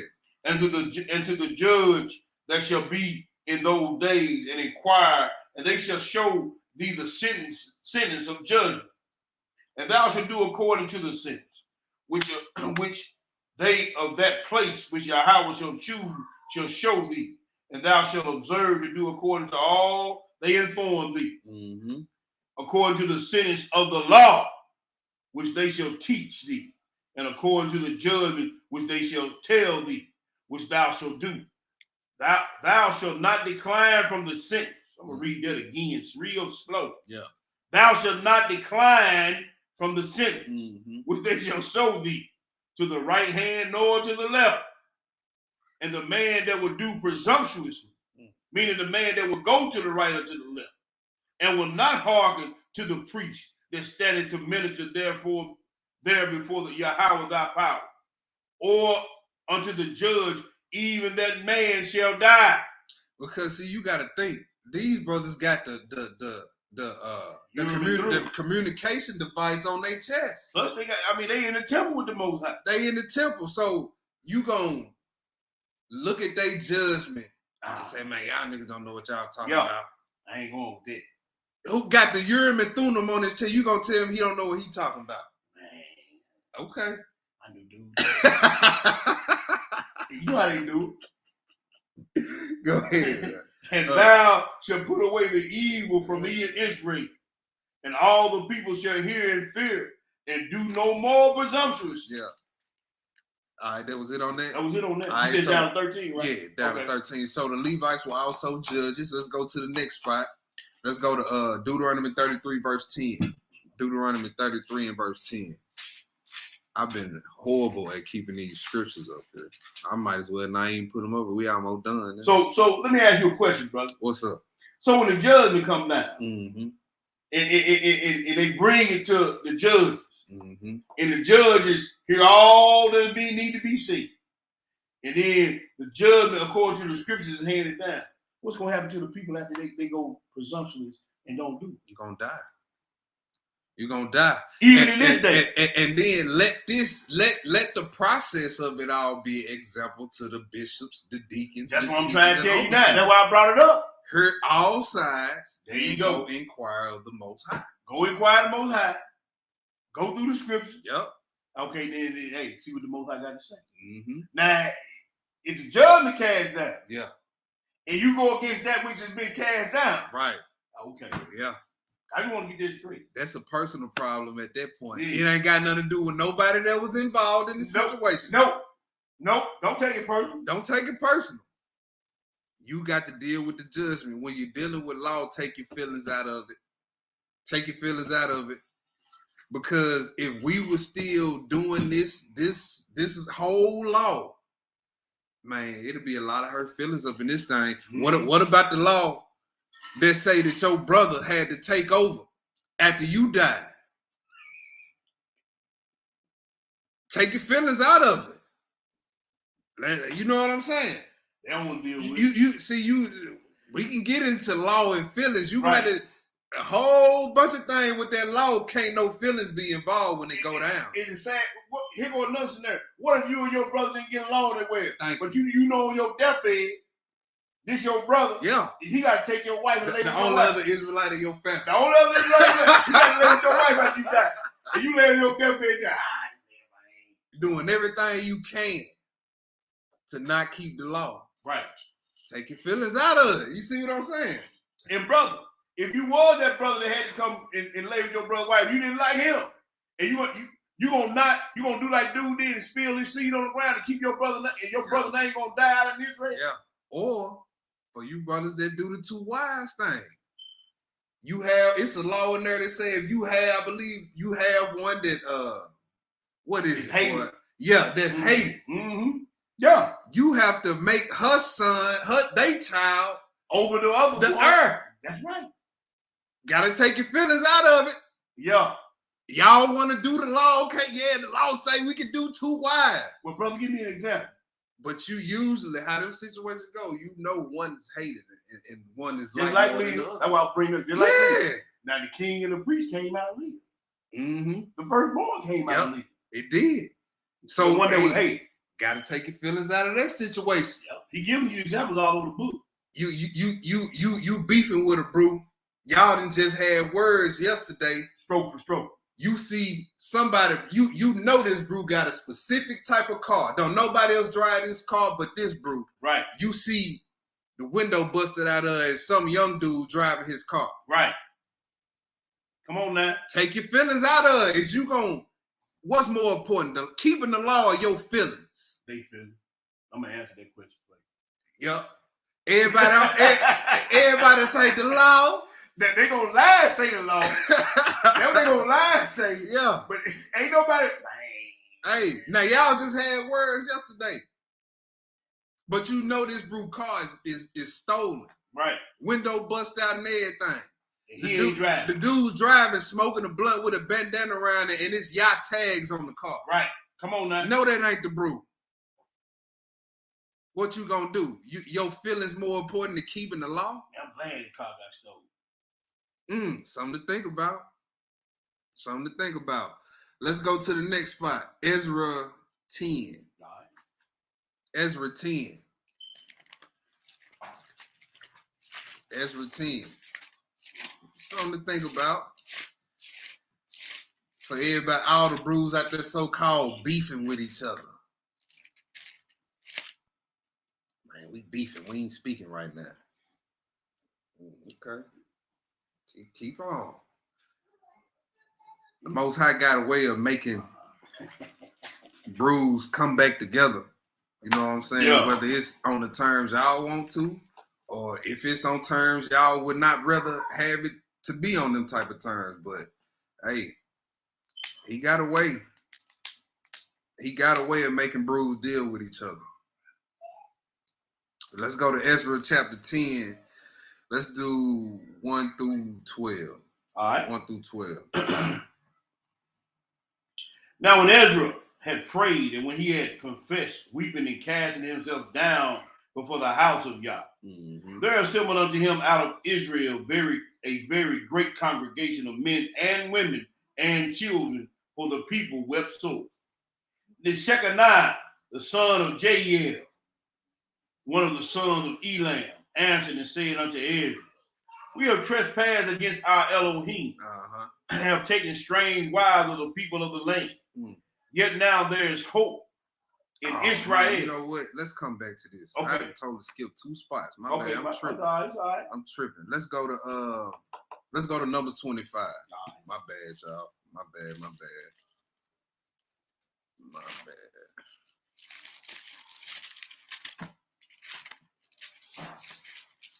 Numbers 25. We're gonna come back to that. Okay. Numbers 25.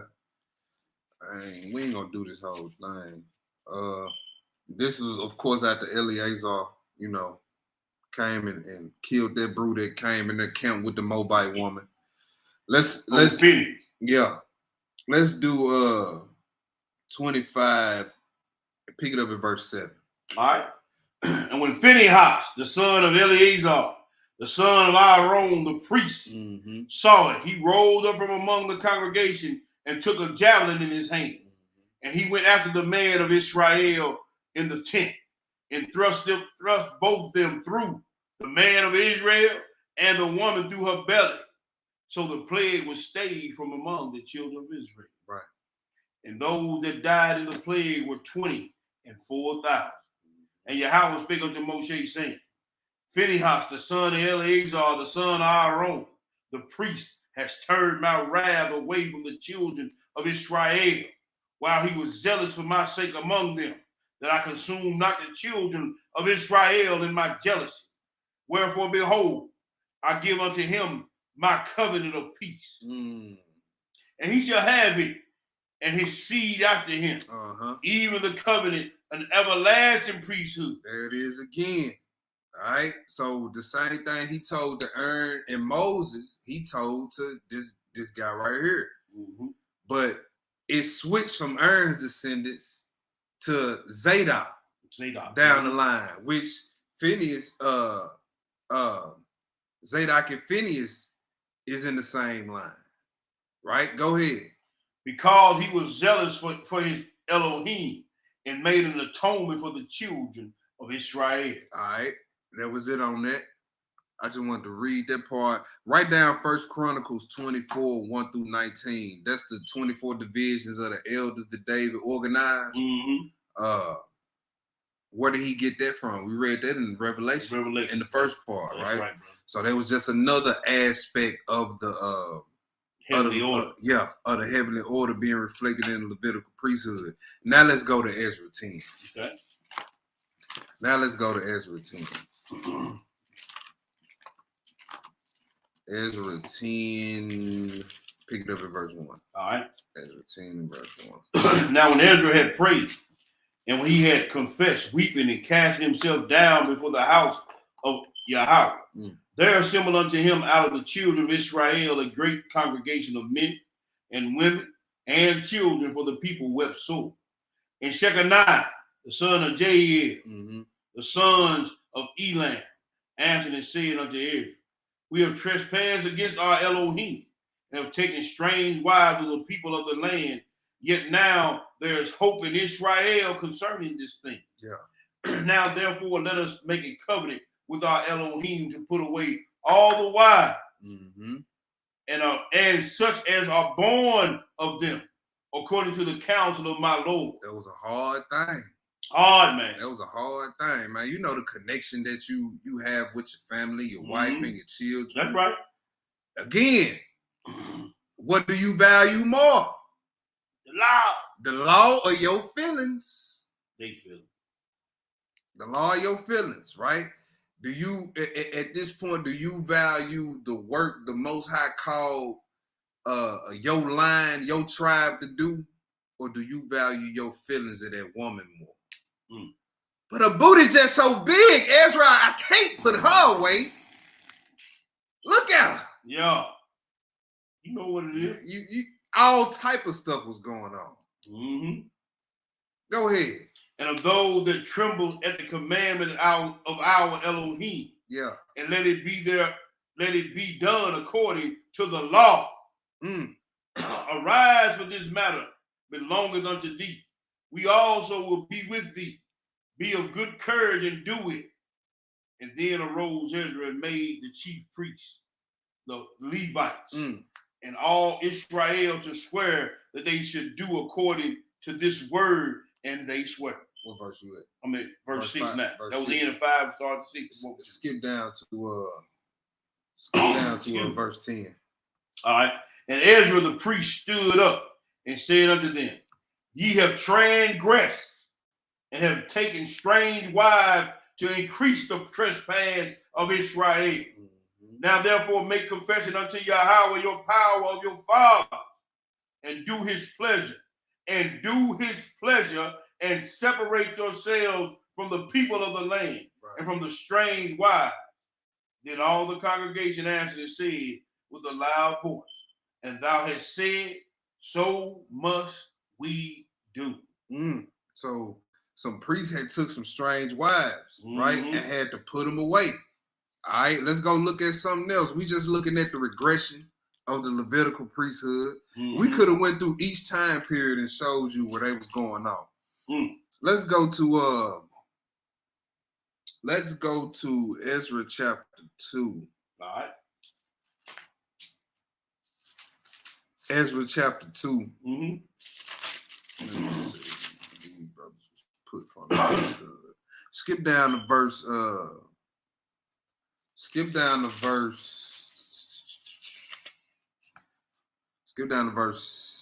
60.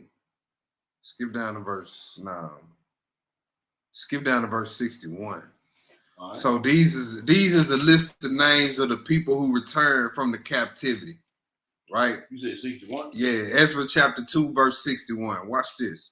And the children of the priests of the children of Habiah, the children of Koz, the children of Barzillai, which took a wife of the daughters of Barzillai, the Gileadites, and was called after their name. These sought their register among those that were reckoned by genealogy, but they were not found. Therefore, they were not found. Therefore, were they as polluted, put from the priesthood. Wow. So it was some brothers that came back from the captivity that couldn't prove their genealogy. It's the same, like, see that how is you Negroes chief priests and going and you above this process? Right. We need to see genealogy before we can acknowledge you as such. You want to find somebody that is so he can verify that you are. Right. You can't do that. You got to first find somebody like Ezra.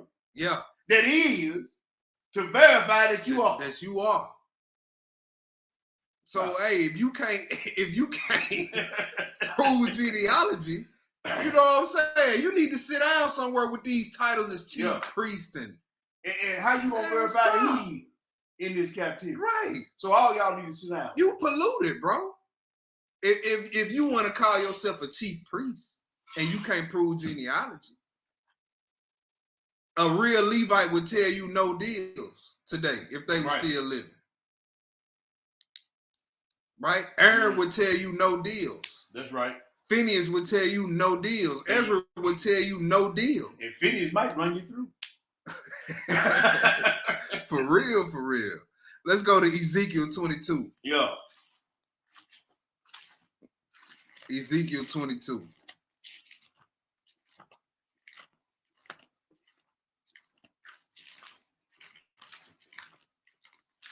Ezekiel would tell you no deal.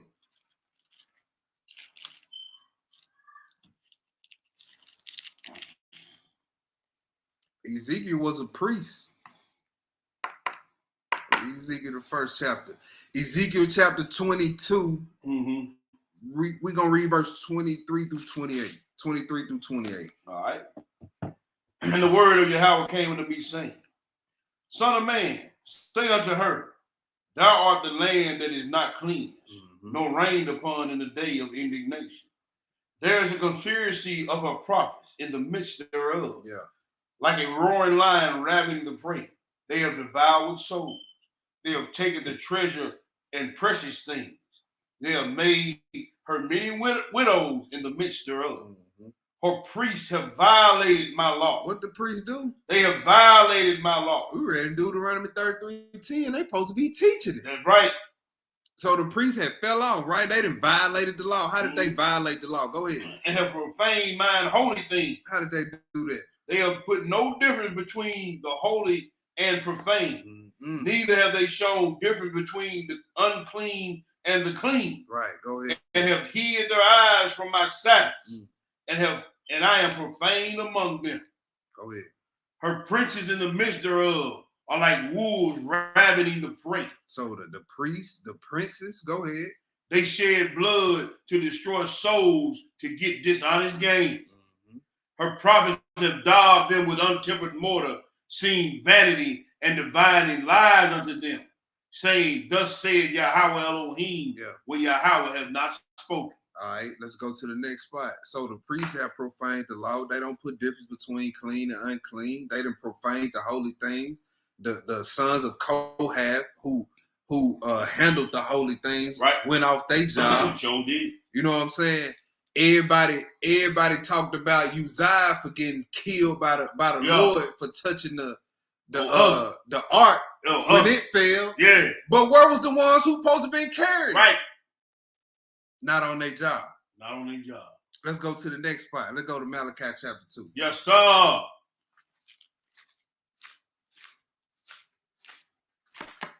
Old Uzzah might have lived.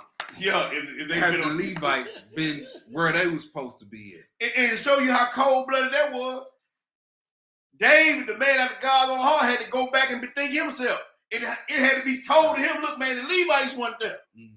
Even the king. See, you can get so used to stuff being out of order till it's regular. Till it's regular. The king had to go bethink himself. He was upset. He didn't know why that happened. But it had been going on so long. He was upset. And see, them jokes had been out of place so long, the king wasn't even thinking about, man, they supposed to be there. But see, stuff can get out of whack so long, man, it become regular every day. That's why we went to that Numbers 7 where he was giving out the loaves, the oxen, yes, for them to carry it. And he told the Kohath, y'all carry y'all stuff on y'all shoulder. Right. It was a protocol to everything. And we steadily see them over time fall off. They have a good period, then fall off. That's because the priesthood wasn't supposed to be permanent no way. Right. Digression. Right? New Testament, they call it a schoolmaster. It's like Melchizedek with training wheels on it. This is how you can kind of look at Levi, the Levitical priesthood. All right, let's go to what I say, Malachi chapter 2. Read chapter 2. We're gonna read all of chapter 2, and then just read chapter 2. All right. Yeah. And now, ye priests, this commandment is for you. Oh, so he talking directly, yes, sir, to the priest. Go ahead. If you will not hear, and if you will not lay it to heart, to give glory unto my name, said Yahweh of hosts, I will even send a curse upon you, and I will curse your blessings. Yea, I have cursed them already, because ye do not lay it to heart. Behold, I will corrupt your seed and spread dung upon your face, even the dung of your solemn assembly, your solemn feast, and I will, and one shall take you away with it. Excuse me. And you shall know that I have sent this commandment unto you, that my covenant might be with Levi, said Yahweh Zabaoth. My covenant was with him of life and peace, and I gave them to him for the fear wherewith he feared me, and he was afraid before my name. The law of truth was in his mouth, and iniquity was not found in his lips. He walked with me in peace and equity, and did turn many away from iniquity. That's right. For the priest's lips should keep knowledge, and they should seek the law at his mouth. For he is the messenger of Yahweh Sabaoth. But ye are departed out of the way. Ye have caused many to stumble at the law. Yeah. Ye have corrupted the covenant of Levi, Yeah. said Yahweh of hosts. Because the ones, and it's so detrimental for when brothers switch up from the truth, like we seen a lot of brothers doing. It's just like, look at how it affected the Israelites back then when the priests stopped putting the difference between the clean and unclean. That's right, brother. Brother, you saw read the law every Shabbat, teach you how to do the law every Shabbat. All of a sudden, one day woke up and now there's no difference between clean and unclean. Come on now. These brothers that's teaching the law with all this influence, all of a sudden now there ain't no difference between clean and unclean. Man, reprobate. Man, look, that's gonna turn a lot of people away from the truth. Cause many to stumble at the law, man.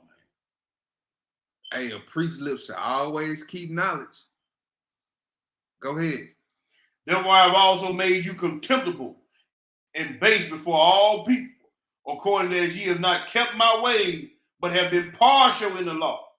Have we not all one Father? Hey, the ones that were supposed to be judges was being partial. Go ahead. And not one Yah created us all, created us. Why do we deal treacherously every man against his brother by profaning the covenant of our fathers? Judah has dealt treacherously, and abominations is committed in Israel and in Jerusalem. For Judah has profaned the holiness of Yahweh, which he loved, and has married the daughter of a strange God. Yahweh will cut off the man that doeth this, the master and the scholar out of the tabernacles of Yaakov. Yeah. And him that offereth an offering unto Yahweh of hosts, and ye have done again of covering the altar of Yahweh with tears and with weeping and with crying out, in so much that he regarded not the offering anymore, or receiveth it with good will at your hand. He not finna keep letting you do the same sin and then coming back crying and snotting everywhere. Hey, after a while, he not gonna regard your prayer. No. He not gonna regard your fast. He not gonna regard your crying out. You gonna be dropping all that snot and boogers for nothing. Yeah, you gonna be sitting there crying, convincing yourself that he listening to you. Right. I had 2 good days in a row. I think the Lord heard my prayer. Okay. All right. Did he hear your prayer? Was you convincing yourself that he heard? Because if you know you've been in wickedness, he ain't heard nothing. You can stop telling yourself that. Especially the ones supposed to keep knowledge in their lips. And that's just how it works. You not gonna reverse the mode and be the one out here, an Israelite in front of everybody else. Then when the camera's off, you wicked and still think the Most High with you because of what you do in front of everybody else. It don't work like that. It don't work like that. Go ahead. Yet ye say, wherefore? Because Yahweh has been witness between thee and thy wife of thy youth. Still talking to the priest. Go ahead. Against whom thou hast dealt treacherously. Yet is she thy companion, the wife of thy covenant. And did he not make one? Yet he had the residue of the spirit. Wherefore one, that he might seek a godly seed. Therefore take heed to your spirit, and let none deal treacherously against the wife of his youth. For Yahweh, the power of Israel, said that he hated putting away. For one covers violence with his garment, said Yahweh of hosts. Therefore take heed to your spirit, that ye deal not treacherously. Ye have wearied Yahweh with your word. Yet ye say, wherein have we wearied him? When ye say, everyone that doeth evil is good in the sight of Yahweh, and he delighteth in them. Or where is the Elohim of judgment? Skip down to chapter 3. Read verses 1 through 4. Read verses 1 through 4. Yes, sir. Behold, I will send my messenger, and he shall prepare the way before me. And Yahweh whom ye seek shall suddenly come to his temple, even the messenger of the covenant, whom ye delight in. Behold, he shall come, said Yahweh Zabaoth. This messenger it was talking about was John the Baptist. Go ahead. But who may abide in the day of his coming? Yeah. But who may abide the day of his coming? Mm-hmm. And who shall stand when he appeareth? For he is like a refiner's fire, and like a fuller's soap. Verse 3. And he shall sit as a refiner and purifier of silver. Uh-huh. And he shall purify the sons of Levi. Oh, he shall. So the sons of Levi shall not be purified until this guy comes. The second time. Yes, sir. So Negro calling himself chief high priest. Yeah. Look, they gonna be, the ones we called that the Levites. They ain't gonna be cleansed until the Messiah come back. That's right. So hey, you can listen to a polluted Negro all you want to. That will be put from the priesthood if some real Levitical priest was still around today. Right. Go ahead. And purge them as gold and silver. That's right. That they may offer unto Yahweh an offering in righteousness. Ooh. Only then will they offering be offered in righteousness. Right? So the Messiah coming, the priest of all priests, he got to cleanse Levi. Yep. So if Levi can do it, why they got to be clean? Exactly. Now, let's go to Psalms 110. Yes, sir. Let's go to Psalms 110. Because we read in two spots, Exodus 40, Numbers 25, where he say Levi will have an everlasting priesthood. Yeah, we read, right? Long duration. Yeah, long duration. Long duration, right? So, I mean, okay, you got them two spots. Then you got this. Then you got this right here. Psalms 110. Let me give me a sweet. Psalms 110. Go ahead. Yahweh said unto my power, right? Sit thou at my right hand until I make thine enemies thy footstool. Yahweh shall send the rod of thy strength out of Zion. Rule thou in the midst of thine enemies. Thy people shall be willing in the day of thy power, in the beauties of holiness. From the womb of the morning, thou hast the dew of thy youth. Yeah. Yahweh has sworn and will not repent. Yahweh, who sworn and will not turn back? Yahweh. Okay, go the ahead. The creator and possessor of all things has sworn. Yeah. And will not repent. Thou art a priest forever, after the order of Melchizedek. So the Yahweh is talking to the Lord sitting at his right hand. Yes, sir. He told him, you are a priest forever after the order of Melchizedek. Yes, sir. So now the Levites have fell off. Yep. Then you got this priesthood. Now, how was Aaron's priesthood established? He was picked. He was handpicked. He was picked, and then they go by line, lineage, bloodline. Yeah.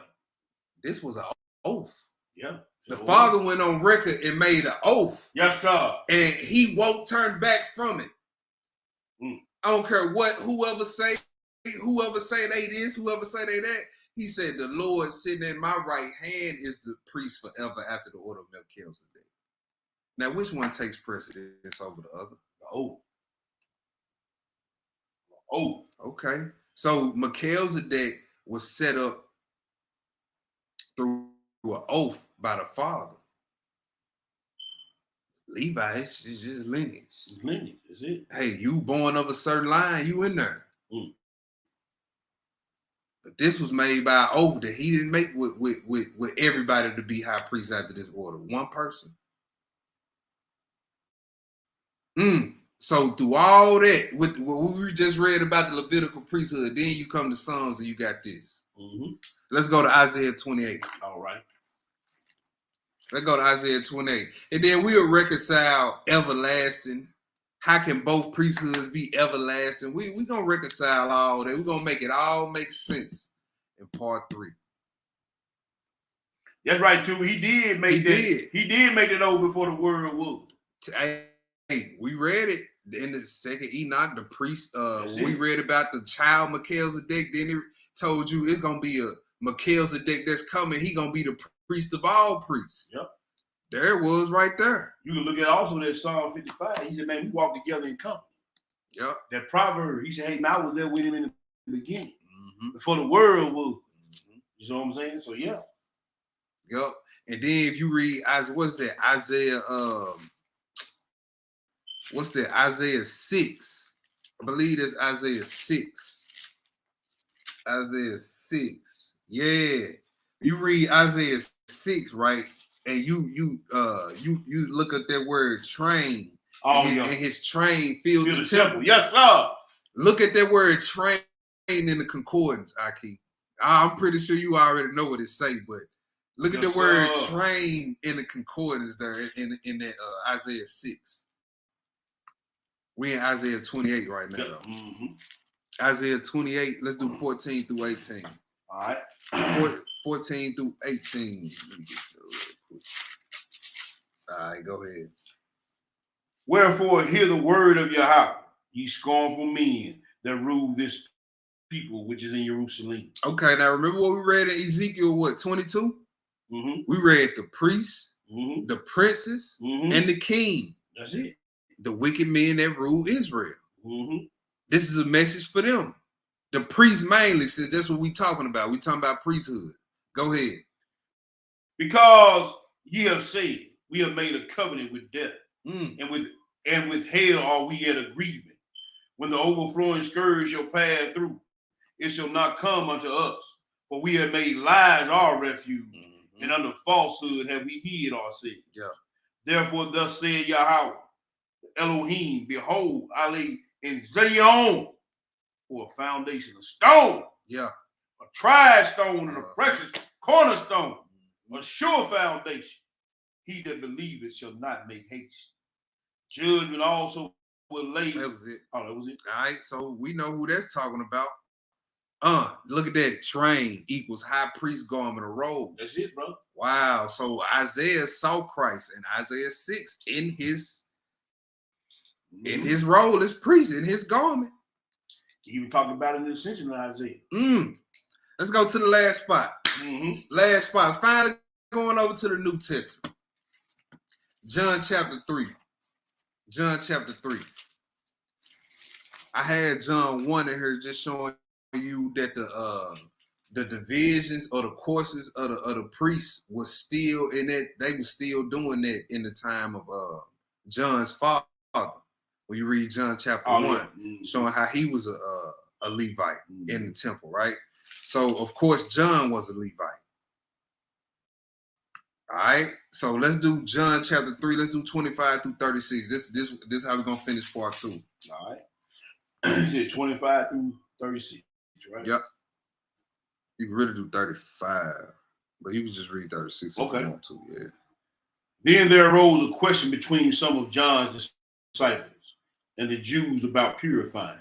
And they came unto John and said unto him, Rabbi, he that was with thee beyond Jordan, to whom thou bearest witness, behold, the same baptizes, and all men come to him. And John answered and said, a man can receive nothing except it be given him from heaven. Yeah. Ye yourselves bear me witness, that I said I am not the Hamashiach, but I am sent before him. He that has the bride is the bridegroom, but the friend of the bridegroom, which standeth and heareth him, rejoices greatly because of the bridegroom's voice. This is my joy, therefore, is fulfilled. He must increase. He must what? He must increase. Yeah. But I must decrease. Okay, there it is right there in the nutshell. There it is. Levi John, giving it up, ain't it? Levi giving it up. John, who was a Levite, right? Who will prepare the way for Christ, who is the high priest after the order of Melchizedek. Come on, brother. Who was the Lord sitting at the right hand of the Lord. Mm-hmm. He said, him and everything attached to him, which includes the Melchizedek priesthood, That's it. must increase. That's right. And me and everything attached to me and my ministry must decrease. That's right, brother. That was part 2 of the class. Hey, all praise. Part 3, we're gonna tie everything in. All praise, man. We're gonna tie everything in. If y'all got some understanding, well, I hope y'all got some understanding tonight on part 2. You know what I'm saying? Go back and look at both of these parts together. Y'all willing, next Friday we'll be back with part 3. Man, all praise. Excellent edification and glorification to the Most High. Got just a few quick announcements. First, I would be remiss, as an elder. Really never knew the brother personally. Really never agreed with a lot of the stuff that came out of it. But very well-known Israelite passed away this week, Ariyah. Want to send condolences to the family. Yeah. One of the leaders of what we know now today as One West. Father, was well known in Israel as well. Mm-hmm. Just want to give a condolences to the family, to a one of the, what I call, not one of the founding fathers, but maybe the second and third generation behind that. Yeah. Brought a lot of brothers and sisters into the truth, whether it be, like I say, the doctrine issue. Don't want to get into that. You understand what I'm saying? But just want to say condolences to the family of Elder Ariyah. With that, we're going to be online tomorrow. Brother Amnon will be dispensating the word of the Most High. I'll be reading for my brother. We'll be online on it tomorrow. Still working on, I know it's late in the hour, but man, you know how it be when springtime hit. We still trying to find places for Purim still, which we ain't got but a couple of days to do that. We may end up having to just do it at home, individually. Yeah. You know what I'm saying? But even it's just a silver day, but we still want to keep it, and gather together if we possibly can. You know what I'm saying? So that still trying to get some things in. The brothers still working together. Possibly go look at some places tomorrow after the class for Pentecost. But even before that, we got unleavened bread coming up. Passover unleavened bread. Pesach is coming. So we're getting back into the spring feast days. And everybody need to get their minds right. And it came back around quick. Yeah. So Pesach. We go to the Corinthians, hey man, don't take this thing unworthy. Yeah. You know what I'm saying? So get your minds and your hearts right. Anybody that's planning on coming down to any of the feast days, especially Pentecost, I know we already got some confirmations or people, Most High willing say they're gonna try to be here.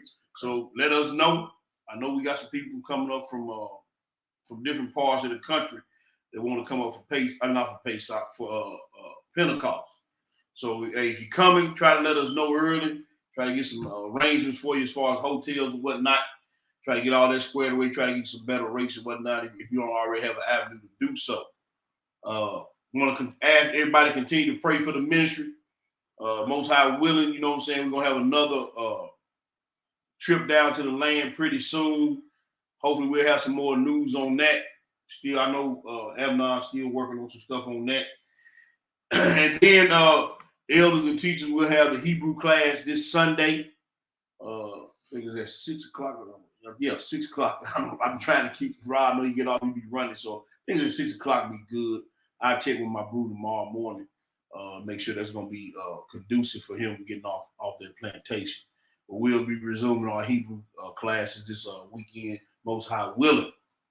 You got anything else for the people, brother? Man, no, Most High willing. I'll be chopping it up with a lot of y'all in the chat tomorrow. Yeah. And man, I'll see y'all again as a teacher, as a dispensator of the word of the Most High next Friday, Most High willing. All praise. Praise. We back at it. All right, brothers and sisters. All praise, honor, and great glory is unto our power. The power of Abraham, the power of Isaac, and the Power of Jacob. To our brothers and sisters in the faith, as always, we salute you. We're going to holler at y'all on the other side. Shalom, family. Shalom, family.